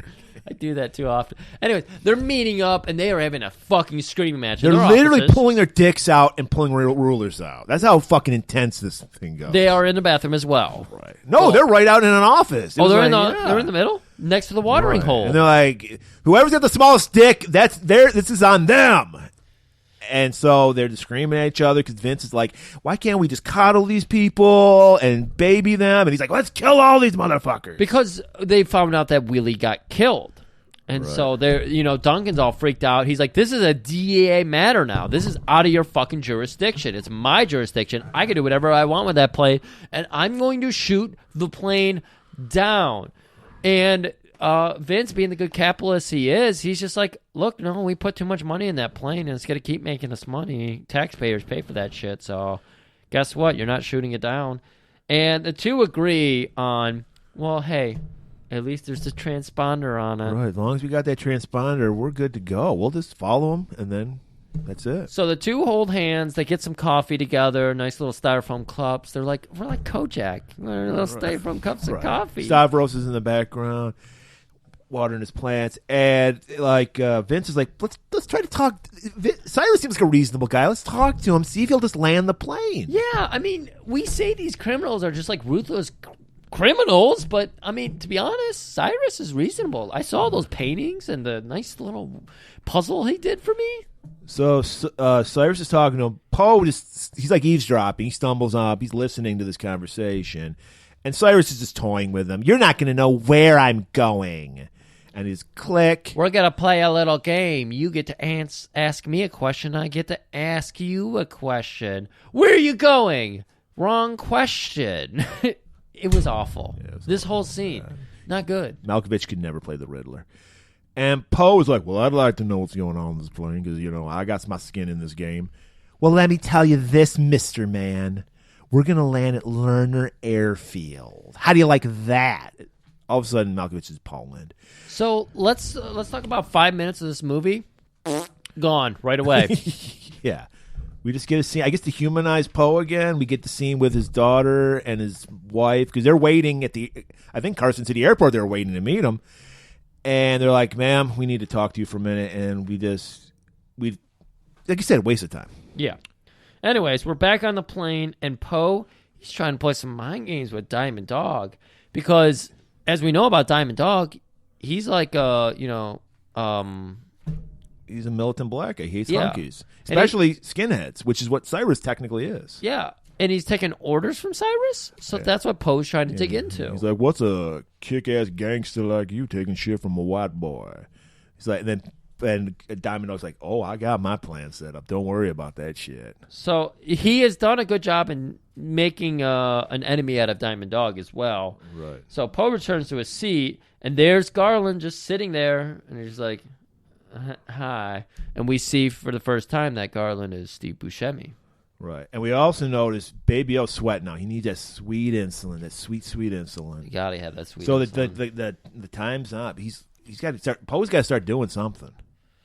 All right, and we go back over to Vince down at ground control. He's breaking it down. Who Cameron Poe is? Right. He's like, guy's a fucking war hero. He's got every medal you can think of. He's been in the wrong place at the wrong time for his whole fucking life. Right. He's a good person, and we could use him, Duncan. I think he's a hero.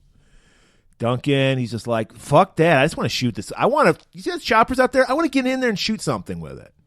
That's what I want to do. How about we do that? So, back on the plane, we're just going through little, we got Cyrus telling Diamond Dog, hey, we're going a little slow because Swamp Thing's telling them we should be going 108,000 miles an hour, right. But we're going only 107. So he's like, there's something going on with the landing gear. Go check that out. Cyrus tells Diamond Dog to do it. Right, there's a chain of command. Yep. And then Diamond Dog goes, hey, white boy, why don't you come down here and check out what's going on with this landing gear? So we head down there. We see that while Poe is like looking over everything, he spots that Pinball actually made it onto the plane. Well, half of them made it onto half it. of them. He tried to jump in the landing gear and got crushed, and he's like suffocated because the pressure. And while Poe was fighting Diamond Dog was fighting a gun. Right. He was doing a grift. He was going through everybody's belongings under there. Like, ooh, I don't have this CD. Hey, what's the belly of a plane but a man's living room? Yeah, no, I say it's his. I don't know. You don't know. Respect the cargo. Anyways. So while he's distracted, rifling through people's belongings, Cam goes, this is the perfect time. He writes a message because they're going to throw Pinball's body out of the lane. They don't give a shit about him.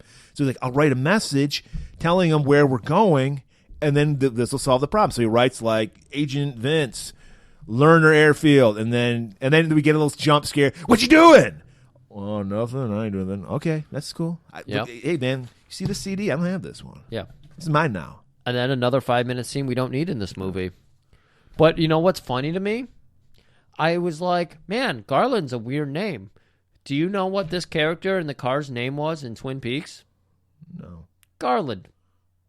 That was Garland from Twin Peaks in the car fighting with his wife when the body crashes down on them. Oh, yeah. I remember more as going back to the X-Files again. He was Dana Scully's dad. No way. But okay. yes, I remember he was in Twin Peaks. Yeah, he was.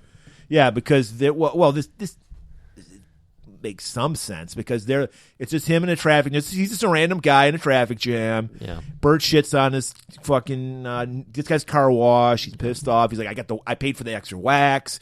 Bird shit, and then we get the gag where fucking Pinball lands on his car. And then, because, he's got even though he would be splattered, you wouldn't see any message. Yeah. Because there's blood everywhere. It would explode, if you will. All right, we're back on the plane. They're coming back up from, the belly of the beast. And Billy Bedlam, the badass, the guy who they had a chain up and a cage and everything because, he's too much of a monster. He questioned Poe's story, and he's like, what? Because, again, they came from the same prison. So he's like, what quadrant of the prison were you in? I don't remember that sweet mullet where I was at. Yeah, because he's like, I was in the North Block. He's like, I was in the North Block, and I never saw you there. And Poe comes back with him like, hey, there was 365 people on the North Block, and there's 365 days in a year, and I don't remember every day of the year. And Billy Bedlam's like, I don't remember yesterday. All right. Yeah, that pans out. So then we get Garland finally speaks. I don't remember what he fucking said. What did he say? Well, he turns to him, and okay, I don't even remember. All right, because he's fuck it. always speaking in philosophy, and he's just like says something about, hey, isn't this weird how a bunch of criminals are on a plane together? It's like snakes on a plane, but with criminals. There we go. That's it. Cut 2. Vince is chatting it up with Poe's wife. Yeah, because they bring her in because they're like, we need to know what it is that makes your husband tick. Even though he just told us in the last scene he was in, he told us what made his husband tick, that he's a hero. She's like, yeah, he learned in the army, leave nobody behind. And so Cam's really, or not Cam. God, I keep thinking his name's Cam. Vince I think Cam is Vince and Vince is Cam. So Vince is really thinking it over. It's like, what would a man do? Why wouldn't he get off that plane when he knows everything he's motivated by? He's trying to tell us the character's motivation in the movie. While that's going on, a cop busts in and goes, hey, you're not going to believe this shit. We found one of the convict's body. It landed on a car, and there's a message, Lerner Airfield. Lerner Airfield? How do you know that? Because we're on the phone with the guy right now, and he's got a body with that message on it. He's like, how long would it take to fly there? He's like, shit, you could drive if you haul ass. That's what I'm going to do. So he runs, and he's like, he doesn't have a car. But then he sees the ass kicker there, and he's like, and he also sees that visor with the keys right under it. He's like, Duncan won't mind if I... Fuck that. He left the keys in the ignition. So he's got his cell phone out, his nice 1997 cell phone. It's a fucking brick. But he's calling up. He's trying to call in Duncan and telling him, because Duncan had headed out on an airplane to track down the transponder. On a chopper. Yeah. The fucking war choppers. He's got like the Apache helicopters. Right. He's getting ready to murder the fuck out of a little passenger plane. Right. But so he's calling him up, telling him, you're going to the wrong place. Everything's going to Lerner Airfield. You're following a dead lead. And he's just like, hey, who's in charge right now? It's the DEA, and we're going to fuck some shit up. So the one thing we learn is why these are the worst of the worst criminals, because they all have rifling through people's belongings. And Billy's turn to go through Cam's belongings. And he's rifling. And he finds that fucking parole fucking paper. Well, again, Billy, we talked about it earlier. He was a little offended by, he was so convinced that Poe was lying to him, but he couldn't prove it. So, because, he's got that criminal mind where he's like, I need evidence before I can murder a man for lying to my face. Well, he needed to know that his wife cheated on him before he killed her family. He got evidence there. Murray, this is in character. You're right. Yeah. So he goes to look for He's like a Batman villain. They got to have some thing where they got Joker slaps into the Batman somehow. It's Two-Face. He flicked the coin. Oh, that's right. It's Two-Face. Yeah. There we go. There's a Batman villain for every motivation. So Poe is like, he was jonesing for a snowball, so he's like, "Hey there, what you doing in my belongings there? I see you got this parole thing. You earned it. You're not one of us." And then he pulls out that we didn't even mention. There's a sweet little gas station bunny rabbit doll that he's going to give to his daughter. Even Baby Odell was like, "Don't give your daughter that." What am I supposed to give her, baby? A bag of Pall Malls? I'm in prison. Where am I supposed to go? For some reason, prisons sell fucking stuffed animals. I don't know. I guess for the creepy furries. That's what they're saying. They're saying that in the prison market, there's Pall Malls, there's Doritos, there's Top Ramen, and there's pink bunny stuffies. Yeah. So Billy's like, I don't like liars. So they start fighting. And they hit a fucking steam pipe right away. This is a steam-operated plane, by the way. Dude, right away, they hit a pipe. It just like does a 90 straight up, jagged as fuck. Even though spewing steam. Even though, commando vibes. Yeah. Even though they barely touched it, it goes on a 90 and it's ready to impale. Right. So, again, this is Chekhov's steam pipe, so you know that someone is about to be impaled on it in the next 2 minutes. And 3, 2, 1. Billy gets impaled by it. I wish you just put the bunny in the box. Oh, yeah, baby. Viva Las Vegas. Garland, back to him. 2 men enter, 1 man. Because Poe comes up to sit back down. Yeah, he's like, Thunderdome fan. I noticed 2 men entered, 1 man left. And then he starts going, you know what? You're just like us, Poe. You're just like... Hey, what are you talking about here? I don't like killing people. I did it when I have to do it. No, you enjoy killing. You're just like us. And that rattles Poe. He's like, am I that dark guy I was before I went in the military and they straightened me out? That's right. Anyways, Vince, he's taking that car. He's arriving at the Lerner airfield. The abandoned airfield. It was like this ramshack. What was going on with this airfield? I fucking hate this.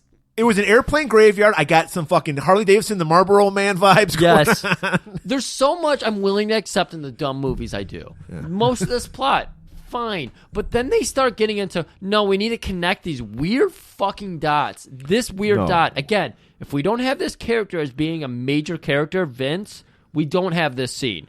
Because they were like, we need to get these two kind of together. And that's what this scene serves a purpose for. And it's fucking awful. Yes. Sorry to Con Air fans. Because this is the airfield where Sonata's gonna have a plane for Cyrus and Francisco and the guys who are in on the plan. Yeah, this is a big part of Cyrus's plan. Right. So Vince arrives, hides his car, and he's like looking around, finds the control tower, runs up to it, discovers there's a dead body up there. Right. And he's just like, oh, shit, what's going on up in here? And while he's there, we get a call from somebody in a little prop plane. He's like, hey, I'm coming in to land. And he's like, I don't know what to fucking do. I'm not an air traffic control guy. So the guy, he's landing. Meanwhile, Con Air is coming from the opposite direction, landing as well. We get a near miss, but the guy that... because what that does, it causes Jailbait to go off the runway and crash, right? Because they're going to run into... Jailbait? The plane, Jailbait. Oh, yeah, Jailbird. Yeah, Jailbait, like I said. Yeah. And so that like goes like... They swerved out of the way for this guy. I didn't get it, but they crashed the plane. They end up crashing the plane, digging it like really deep into the ground. Because again, this has got to be another plot point. Right. Because we need that Jesus scene of these people pulling the fucking plane out of the ground. But it doesn't matter to Cyrus because he knows there's going to be a plane waiting for him. So he's like, who gives a shit? You know? Right. We're going to be learning about the deception here in a minute. Francisco, where is the plane? So the plane has landed. Everyone's fine. They're all exiting the plane right now. And yeah, Cyrus immediately gets on Francisco. Where's my plane? He's like, don't worry, it's coming. It's coming. Don't worry. So while they're waiting, they still have a couple guards, and Diamond Dog's like, I just want to kill some hunkies, so I think I'm going to shoot these motherfuckers. Oh, yeah, he's got them on their knees. He's got hands behind their back. He's ready to give them the fucking military tribute. And Poe, he's a war hero. He leaves no man behind. He's an army man. So he's like, wait a minute. How can we trust that Francisco guy? Listen here, sugar baby. Why don't we reconsider this plan? We might need these captives when we get this jailbait back up in the air. And, of course, Diamond Dog, he's like, I'm about as free as I'm going to be. I'm not listening to 2 white men. I'll listen to 1 white man. I'm not listening to 2 white men. He's going to take a players and a blowtorch to these guys. Yeah. But then I see what you did there. But then, of course, Poe, he's got to be a snitch. Hey, Cyrus. It's my Elvis voice, man. It's good. Yes, he has a point. You cannot kill these people, Diamond Dog. In fact, we're going to plan B. We're getting out of here. I need a tractor, and I need a refueling truck.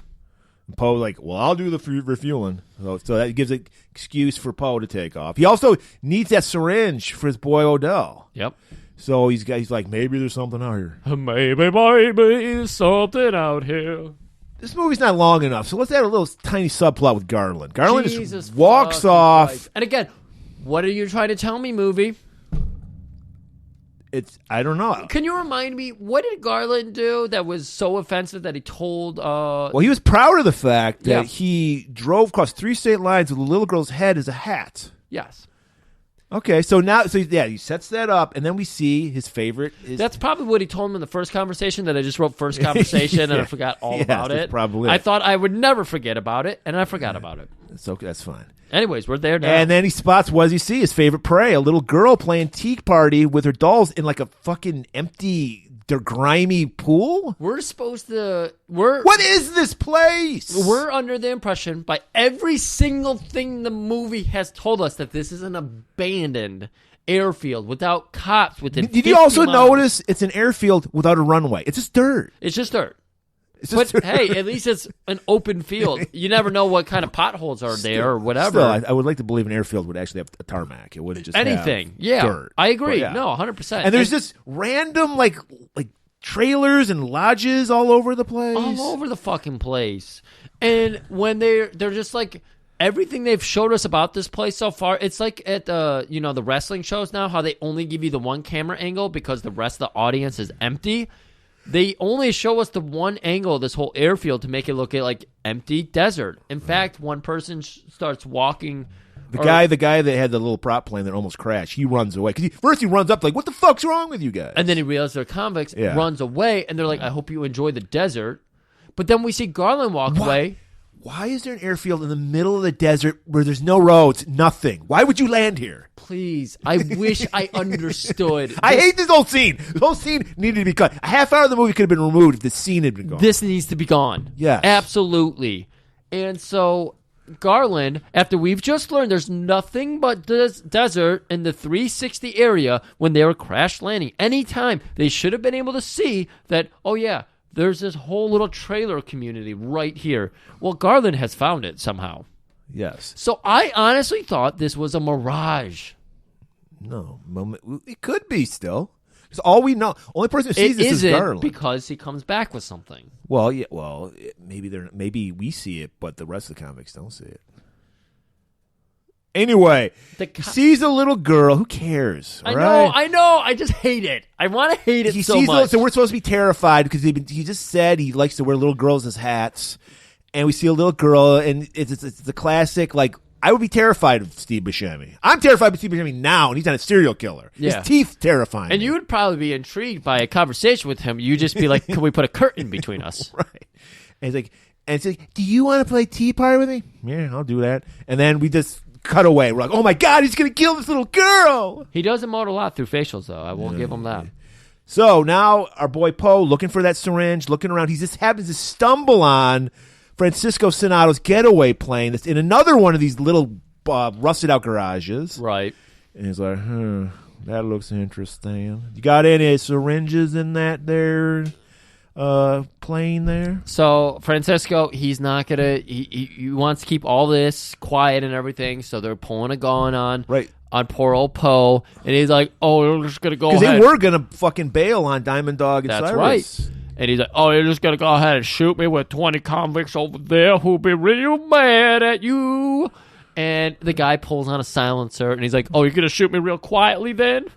Very good joke. And while he's saying that, he notices Vince in the background because he's got those silent sandals on. You can't hear him. I hate you. He does a distraction. What? Yeah, I still got more of that peach. Hi. No, please do not bring out the peach. He didn't know. He shoots, misses because he's inept. Yeah. And that's just what fucking Poe needs to unleash the beast. And he's just doing some slow as fuck Chuck Norris level roundhouses. Yep. I noticed Mike Norris in these scenes, yes. Yes, this was Mike Norris' stunt double. Yeah. But he takes everybody out. As far as he knows, he takes everybody out. We see a shady looking figure like behind in the plane, like in the cockpit of the plane, and he like pokes his head out and then dips back down. And we get a nice little standoff here between Vince and Poe. Yeah, and he's just like, I gotta tell you something. There's only two people I trust in this world. Yeah, that's right. And you ain't one of them. One of them's me. One of them's not you. And then he's like, stay here. My buddy needs a syringe. I gotta find it. Something that's desolate. And why you would think there'd be a syringe anywhere? Vince immediately knows, you must be Poe. I can tell because of your hair. Why couldn't he tell by a picture? Do you think why was there not a picture of him in this fucking dossier that they gave him? Why is it he's like, I can tell by the way you stand up, son, that you are a F-250 man. Like, you're right. Why didn't he have a picture of him in that stupid hair to be like, oh yeah, that's Poe? Even Poe got his picture back of his daughter. You're right. Oh, my God, I hate this. All right, so he goes wandering off to find, to get help for his friend and everything. Apparently there's a liquor store on this desolate area. Well, of course there's got to be a liquor store on this little fucking... that's where you get your syringes, too. The liquor/heroin store. Well, again, think about... Universal Heroin's legal in Nevada, right? Yeah, of course it is. All drugs are at least decriminalized there. Okay. But I just love this because everything seems to happen at that random abandoned gas station liquor store. Think of The Hitcher. Think of Universal Soldier. Right. It's like that has got to be a major plot point in movies. Yeah, well, didn't we just say this? Like that's another dimension. That it is. Yeah. The Hitcher was Twilight Zone. Right. He was going around one road that just circled a tiny planet. That's what it was. Right. So, guys, listen to the Hitcher episode. Holy fuck. Yeah. And watch that movie. Yeah. It's way better than this movie. Yes. Shorter, too. I agree. Right. And so they're digging out the fucking plane, which no fucking way is a tractor and 10 guys going to pull the stupidest a fucking giant plane. Stupidest fucking, again, everything about this 29-minute scene is stupid. Yeah. So these it gets dumber. Yeah. It gets way dumber. Yeah. So they pull the fucking plane out. Everything looks. This is an amazing plane. It crashes constantly, and it can still take off. And but yeah, it's the best plane ever made. So while they're pulling it out, they're like, "What the fuck is that sound?" It's Francisco in his plane because I said he was popping and weaving and wobbling. He goes trying to make a run for it himself, and so somehow there happens to be a giant crane. Also, that works. It operates at this abandoned airfield / liquor store / airplane graveyard. And it just so happens that our super cop, Vince... used to work at the docks. Yep. So he knows how to work a crane, and he lowers it, and it rips the tail off of Francisco's plane. So it makes a crash land. It goes through all the gas station. It did explode. Yeah, it went into the refueling thing that they had, yeah. This... motherfucker. So you know how many years it's been since we saw John Claude do this in Hard Target, right? No. 4. Okay. So Nick Cage clearly saw the scene of John Claude making a run with his mullet, jumping through a window with an explosion behind him. He's like, oh yeah, baby, I need to do that. So Nick Cage gets his chance to do that. But there's a great moment before the explosion. Okay, please. Because... Cyrus finds out that he was going to get fucked over because Francisco's like hooked on something or like with the plane's like dripping gasoline. Right. I'm sorry, I couldn't get the because whenever a plane hits a gas station, you expect it to explode. Right, but we had another great line. All right. And it's like, Cyrus, you know I love you, baby. You know you were gonna leave me. And it's like, Sayonara. Oh god, that was the cringiest fucking line. Yeah, I feel like that was I thought you were saying it was such a forced line. It was just so shoehorned into that fucking It was scene. so bad. That's why I bet you this whole half-hour scene was written around that line. I don't know what. You know what? You might be right. Guys, get this, guys. That was a J.J. Abrams line, because, by the way, J.J. Abrams punched up the script. Which fucking Christ. So not only did he ruin Star Wars, he ruined this movie. And so, this awful line. And then, go back to your Hard Target reference. So John Claude, we know him. He's ballerina. He's a fucking dancer. He's light on the feet, agile as fuck. He's looking great in this scene when he has to outrun a grenade and jump through a window and get the big explosion, all the glass blowing out. Nick Cage is like, hey, baby, I want to do that scene. He turns and is like, not even... Mike Norris should have been in You this would scene. think it was going slow motion, but that's actually Nick Cage going at his own rate. So... He didn't. Oh my god! I can't even. My words fail me. They're going too fast. Unlike Nick Cage in this scene, because he is moving so slowly. His face has no life on it at all. He's just like. So he is running for a door, jumps through it, and then the explosion hits, rolls under a car, still lifeless. Happens to find an old man in the fucking car. And the guy is just like, oh, please don't hurt me. He's like, I just want to find me a needle. Oh, son, drugs are bad. And then he's like, well, then he tells him there might be on that. There's a fire truck here for some reason. Like maybe there's something in the first aid kit, a syringe. Yeah. Thank you kindly. Thank you kindly, oh sweet baby. So while that's going on, Cyrus is I got a new plan. So he's setting up because the cops are going to show up. I think they hear like the sirens. So, like, I've got a plan. This is the perfect choke off point. We're going to lead them into this the graveyard, the airplane graveyard, where there's bombed out planes on either side, tiny, narrow, just wide enough for a car. He's got a beautiful setup of it and everything. Right. He's got cans all lined up, and J.J. Abrams strikes again because there's a fucking rock. Yeah, and he's got his dumb character to go, hey, what's that for? That's a that's a rock. He's like, that's the plane. That's that. What's that for? What's that? That's a rock. Click, and he flicks it away. So what the plan is, they're going to blow up the car in the front of the line and the back of the line, and they're going to be trapped, obviously. And this is where like Army is showing up. Like it's the dumbest fucking thing. Like they're going to be dumb enough to go in there. It looks like a fucking trap. So Murray, as we're building up to this big old, they're in a wide open desert, Griff. A wide open desert, and they're going to go down this narrow fucking driveway. Again, this whole scene. Fuck you. Yeah. Fuck you. This is the worst. This is insulting. So, amongst all these big plans and everything, we need a little bit of levity. Yeah. We need to see what Buscemi's up to. This is levity?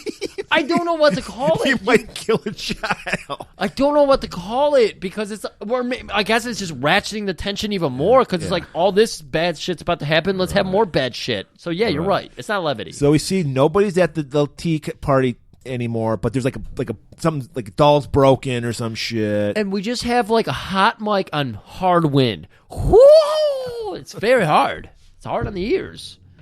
Anyways, action starting, explosions. Yeah, the cops go right down the narrowest of driveways. Hey, Chief, it looks like there's a nice tunnel for us right here. Let's just take it. Yeah. Perfect. Cyrus, genius. And so, they're killing everybody, but like fucking Vince and Poe, they can't stand for that shit. We got Vince busting into action. He was like knocked out or something. We're in a desert. There's like a snowplow. What the fuck is going on? There's no other way to explain that. I tried to write down whatever I thought it could be, and you're right. It was like a snowplow. Yes. And so in Nevada. So he is taking the snowplow, and he's going to try to block the cops. He's coming up the rear to block the cops. So to protect them, Yeah, so they don't get shot in the little fucking trap that Cyrus has made. It's been sitting there for 20 years. Keys still underneath the visor. And again, we talked about it. They didn't talk about it, but we talked about it. Vince had a past life where he worked in construction, so he knows how to use all this shit. Yes. We worked his way through college. Every lever. Yeah, every lever. That was what he minored in. Yeah, so he's protecting the cops. Poe finally gets that syringe, gets into a cop car, and returns to the Con Air so he can shoot up his buddy with the insulin. Yep, he gets there right in time as the camera cuts to We're inside the plane. Johnny 23 has been left on this plane for a very long time. Right. Because now the plan is to refuel the plane, get back on the plane, fly the plane out. So Johnny 23 apparently was like, I don't want to shoot anybody. I want to rape somebody. Right. Sorry for the phrasing. Right. And he's just about to rape poor Bishop, but not on pose. Yeah, we're about to make this an even 24. And then, boom, gets knocked out by our boy Poe. All the inmates they're back on the jail board. They're ready to set sail, to take off. But Poe is like, I got to stop these guys. So when he was arriving, he did this little anchor trick. So our boys were pulling the plane out of the rut with these thick-ass rope. It was like boat rope and shit, you know? It was some thick shit. Right. So we took that and, like, made a nice little slip knot, because I don't know any other knot. So I'm just going to say slip knot. Sure. I don't know either. We're not Boy Scouts. Yeah, exactly. He throws it over a little cement slab, and that's supposed to stop the plane. I mean, it doesn't. Right. But It's like a little cement pillar for some reason. Right. And so they're getting ready to take off because they're like, fuck, you know, we stopped those cops. Let's get the fuck out of here. And the pillar obviously doesn't stop shit. But it does. This gigantic fucking hook just happens to latch on the axle of Ass Kicker, Duncan's car. And the axle of that car happens to be incredibly solid, because it pulls it through a lot of shit. Did we also I don't think we put it in our notes, but because we totally forgot. We're all on Garland shit. We totally forgot about Duncan, because Duncan does find that plane that has a transponder on it. And they're like, fuck, he is right. Murray, I skipped completely over that because this movie's already way too long. Yeah. But yes, there is a subplot where... So they're coming, I'm just saying, because they're coming back now. They're going to Lerner Airfield now. This is a good time to bring it up in one sentence like we did here. Yeah, there you go. Because it doesn't need time. But yeah, they're coming back now. And so they fly Duncan's car through a control tower. Again, a scene written for... Did I just mention the CGI is such bad 90s CGI? Oh, again, you don't... Like, even CGI today, keep it to a minimum. Minimum? And it's going to be okay. But when you fucking work it in there like they work in these scenes, it does not look... That should not have been a special effect. Right. Because they do a real car. Or not a CGI, excuse me. Yeah, they do a real... Well, same thing. They do a real car through that little air traffic control tower. Yeah. But when it's dragging, it's just this awful CGI. Yeah. It just... It doesn't look good. And why is it broken? Why is it's like a cargo plane? So why is the bottom open? Because it's open for the rest of the fucking movie. Yeah. And it doesn't affect anybody inside the plane. Their hair's not even blowing. Nothing makes sense. Nothing makes sense. Anyways, Twilight Zone. It's a Twilight Zone plane. That's why somebody just had the idea to have a car get dragged by a plane. That's the whole reason the scene happened. J.J. Abrams. He's like, guys, I got this plan, and they were like, "Yep, that'll save the movie."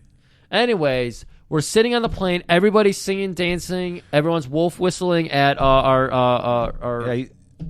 stereotypical gay guy. Yep. He's just cutting a rug, dancing. Yep. He found a dress. There just happened to be some luggage someone didn't pick up. Was that at the airfield? Yeah. Oh, wow. He just happened to find... There actually was a scene where we had to see him find some luggage, find a dress. Yeah. I remember that. He's cutting a rug, and, when you just made a great getaway, you need some Skinner, dude. Yep. Sweet Home Alabama. They're blasting it, and then we get the scene where Garland goes, what is irony?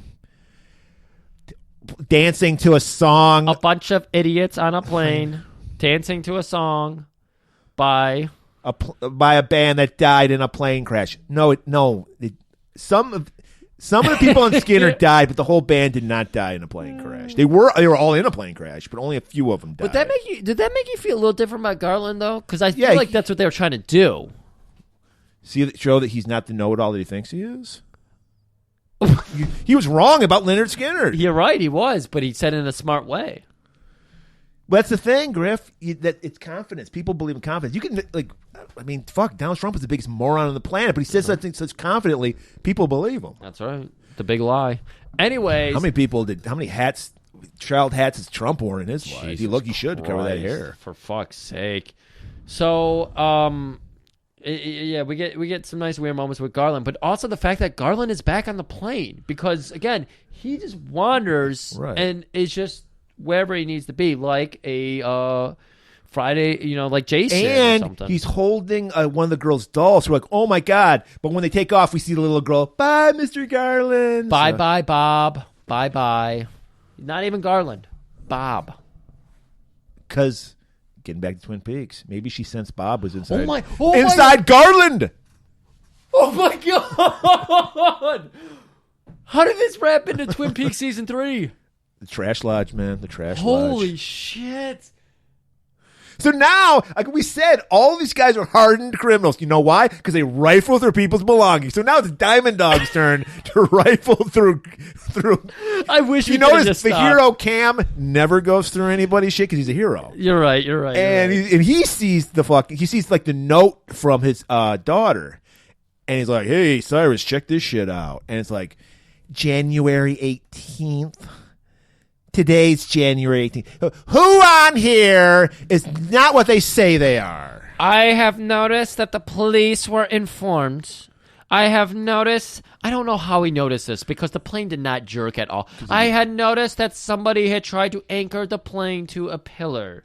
I have noticed things, ladies and gentlemen. Ladies and gentlemen. And so now he's like, "Who did it? No, nobody's gonna say. Get me that female." She's just there to have a gun pointed at her through the whole movie. And he's like, "I'm going to splatter her brains unless you tell me who is the rat."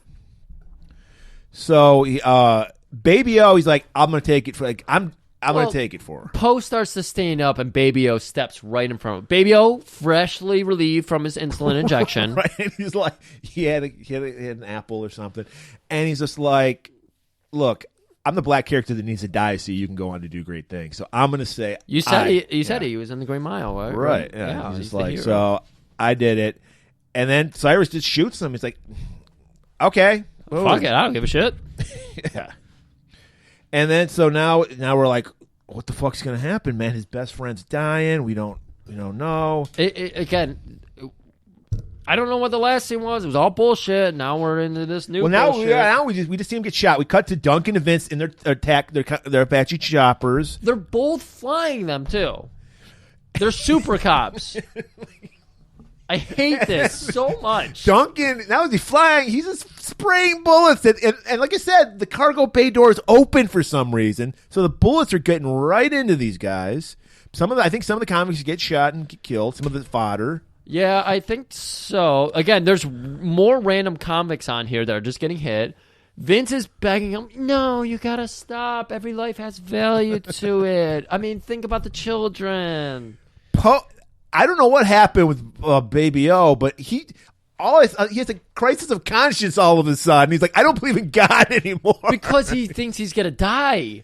And so I think I wrote this all wrong, but Baby O is dying. Poe is trying to comfort him. And he's like, "I gotta tell you, my man, those snowballs, delicious as fuck, but God, not real." And so Poe's just like, "Look, you want to deliver this line for us? Look here. I'm going to make you believe in God." And then he rips his shirt open, he's got the Superman thing on. We're like, yeah! And so Nick Cage just walks around and just starts punching people in the face. And we forgot to mention, there's like the plane is like partitioned off. So there's all these like gates that like... Yeah. There's various gates. So he's kicking some ass, and he somehow gets Cyrus like locked up in the back part of the plane. Right. So he's in the cargo area that's open now. So he's exposed to helicopter fire. Even though we wouldn't even know that it's open because there's not even a breeze inside. They're talking normally. His hair, which you think would be flowing here, is not even flowing. Well, Cyrus doesn't have any in the back. But I'm talking about, everybody in the plane's hair would be flowing. And he's like, "Cameron's Poe, you open this gate right now." And then Bishop's got to get her shit in. So she hits fucking Cyrus in the face, knocks him out with a gun. Lady guard. All right, so the plane is just taking too much damage there because they've been shot 5 million times by Duncan. Duncan's just having a good time. So they're happen to be right next to Vegas. They're like, "We got to land." Swamp Thing's like, "What the fuck? I got to land this fucking plane." Yep, and we got all kinds of panic as we see the street lights, everything. It's nighttime, of course, so all the neons. All of a sudden, out of nowhere, it's pitch black night. Until I just said it, I was like, it's suddenly nighttime. Right. And then you got Garland just going, "I got the whole..." Because when he was with the little girl, we didn't mention this. The little girl and him sing "Whole World in His Hands." And that cracked him. That made him a good human being. That's all it takes to rehabilitate people. Not years in prison. Right. One little girl in an abandoned pool to sing Whole World in His Hands. And like, fucking Swamp Thing's like, we got to land on the strip, and then we get the Viva Las Vegas, honker honker. Another fucking shitty fucking line from this movie. So Cyrus finally gets through these fucking gates or whatever. Gets hold of Poe.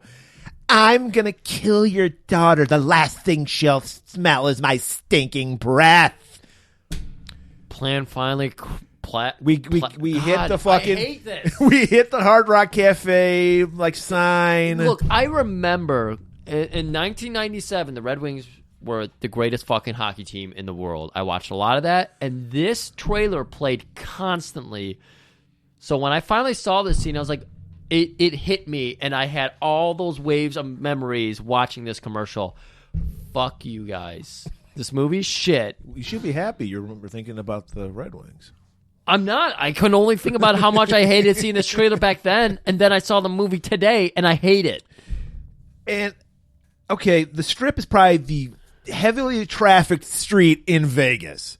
How many people you think would have died from this plane going right down it? But no, miraculously, everyone just gets off. It doesn't just crash. It crashes into a casino, too. Yes, it slides like fucking 1,000 feet. Yes, of course it does, because it's going hundreds of miles an hour. Well, you talk about shit that reminded you of shit in the past that drove you crazy. I was getting Speed 2 flashbacks from the finale of Speed 2. Yeah. Because it did the same thing. It just it didn't go right through. It went through enough that it hit we get the gag where it hits the fucking slot machine. And then fuck this. We're so close to ending this. We can wrap this up so quickly. But yeah, no, all this bullshit, it fucking sucks. Again, if you're going to have one big action scene, make it either the Lerner Airfield or make it this. Don't have both, because this makes no fucking sense. But this is the perfect thing. We could end it right here. We could have the big fight between Cyrus and Poe after the plane just crashed, and then the movie's over with. No! We have to extend it more. And I want to bring up one other morality question here, because our good cop Vince is like, you can't shoot these guys down because Poe's on there. And Duncan's argument is, I'm sorry. Well, he doesn't say I'm sorry. He says, fuck you. There's 45 convicts on that plane. We're bringing it down here where it can't harm anybody. And Vince goes, no, we can't. Poe's a good guy. I got to mention, though, when Poe, just to make this episode longer, when Poe is like, when they're just about to crash and he wants to talk to Swamp Thing, stereotypical gay guy gets in his way to stop him, and he just goes, gives him a little bitch slap on his face. He goes, oh! And then, like, scurries away. So the plane has crash landed, Hard Rock Cafe. Cyrus and Swamp Thing scurry away, and they wouldn't you know, everybody's just leaving their keys in the visor this day because the fire truck that's there, Swamp Thing jumps in there, starts driving it. Cyrus is on the ladder in the back, and they start taking off. Poe notices them. He's like, our job ain't done, Vince. Hop on them little old chip motorcycles right there. Let's do a Poncherello on this shit. And good. You start following them on their little cop motorcycles. We also see that Poe's family has been flown in to the Vegas Strip where all this is going on. Duncan actually flew it for him. Yeah. Right. Yeah. Live action scene. They're just like, yeah, put the family here. Who cares? So they drive up on it. Poe grabs on. There's like the ladder. He grabs the thing. We've got these dangling. Cyrus does try to defend it by spraying him down. It doesn't work. They get to the car. Vince goes to the front. Cyrus goes to not Cyrus. Poe goes to the back. Yeah. So he's dangling. Cyrus grabs like a fire hook type thing. Yes. And starts trying to stab at Poe. So we get that bullshit. He grabs it, snaps it with his wrist. Just. Like, have you ever taken a hockey stick and just turned it and snapped it? That's what he is capable of doing. He's a real American hero. He learned that in the Army. So stabs Cyrus in the shin, or not the shin, the ankle with it. And then while that's going on, Vince he's on top of the cab. He shoots a hole in it, tells, stop! And like, Swamp Thing's like, fuck you. So Vince decides he's going to fill the cab with water. So he gets a hose. Oh, that's what happened? Yes. Oh, my God. I hate this.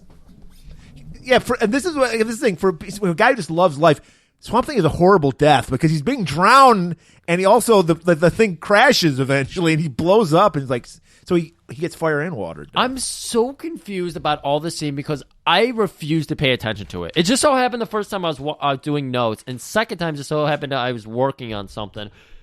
And I refuse to watch this ending because it's so fucking stupid because I know how it concludes for both of our villains. First of all, Cyrus gets beat up. And he gets handcuffed to the ladder for the fire truck. Right. And, of course, Nick Cage has a great line for him, which I'm sure you're ready for. You ain't getting near my daughter. Buckle up, buckaroo. So the fire truck crashes. Well, what happens is Vince, like we said, he can master any kind of vehicle. So he lets the ladder go up. So the ladder's like vertical now. Okay. And then there's that walkway between the casinos, like crossing the street. So somehow Cyrus survives going through a fucking bridge. Amazing. He falls on some electrical wires that just happen to be below. You deserve it. Somehow winds up in an area where there's like a pile driver just fucking operating. This is what infuriated me, where I was like, I'm not going to go back and figure out what the fuck happened. Because what the fuck is suddenly that first scene outside of the bar, and it's like, oh yeah, this is also oil rigs. The oil derricks everywhere. Why is there a pile driver in the middle of nowhere? It's just the thing that not in the middle of nowhere, the Vegas fucking Strip. But that's the thing. They're in the middle of nowhere. You're right. We're in the middle of Vegas, but there's this secluded area. Yes, that's what I mean. We're in the middle of Vegas, and suddenly we're in the middle of fucking nowhere. I guess they're building a new casino because like the thing's for like pounding like girders and shit into the ground. Oh, okay. So that's what it's for. But for some reason, it's just there to break shit. Yeah. And oh God, it's so fucking. So somehow stupid. Cyrus winds up. He gets thrown off the electrical wires. He winds up there in this secluded area, and he just happens to like head first. Like, I need to take a nap, so he just lies down where the pile driver is. Head crushed. Poor Swamp Thing just crashes. Explosion. The fire truck is on fire. Ironically. Oh, God damn it. We're almost there. There's still like 1 minute. Yeah, all the bad guys are dead. We get a nice scene with Vince and Duncan where there's like, here are the keys of your car. Yeah, well, let's not forget the nice scene between Vince and Poe. Oh, that was later. Yeah. Vince and Poe. Would they learn that killing is good? Vince or Poe. Oh, you're right. Poe tells Vince, hey, I just want you to know, little mama, there's 3 men I trust in life now, and you're one of them. And then they handshake. And he goes, thank you very much. You're one of the good ones, brother. Thank you very much. And then he walks off, and then Duncan and Vince bro up, and he's just like, hey. Even the worst cop is still a cop. Right. Because this guy is the worst. Because that's the thing. He's like, Vince is like, I think he just murdered somebody. He's like, you're one of us now. I do like that Duncan was like, now you see why I wanted to fucking down the plane in the desert where no one will get hurt? Yeah, there's been 1,000 casualties just alone on the Strip. Yeah, but we almost saved those prisoners' lives. And hippie Vince is just like, yeah, it's pretty funny. I know a good car mechanic in Carson City. And he's like, I didn't like that car anyway. So they're just bros for life now. Fucking movie. Well, it's almost done. And Murray, don't worry. It's another big laugh to end it. Yeah. Well, now we got to see the reuniting of... Oh, shit, there's 2 more big endings. Yes, because Poe's got to meet up with his wife and his daughter he's never seen, Griff. It's the first time he's ever seen... If it is his daughter, there's some suspicions about that in the beginning of this. It doesn't make sense. The timelines do not add up at all unless there is some kind of way to put his ejaculate into some kind of mail and send him back to his wife because he was Army. Maybe he got on leave for a week or something. Fuck, I hate this movie. Well, let's wrap it up. Because this was a very touching scene because the daughter sees that mullet, immediately disgusted and freaked out. She does not want to touch it. And even does, like, I meant to get a haircut before, because he knows how frightening to a child a skullet would be. I believe that scene was ad-libbed.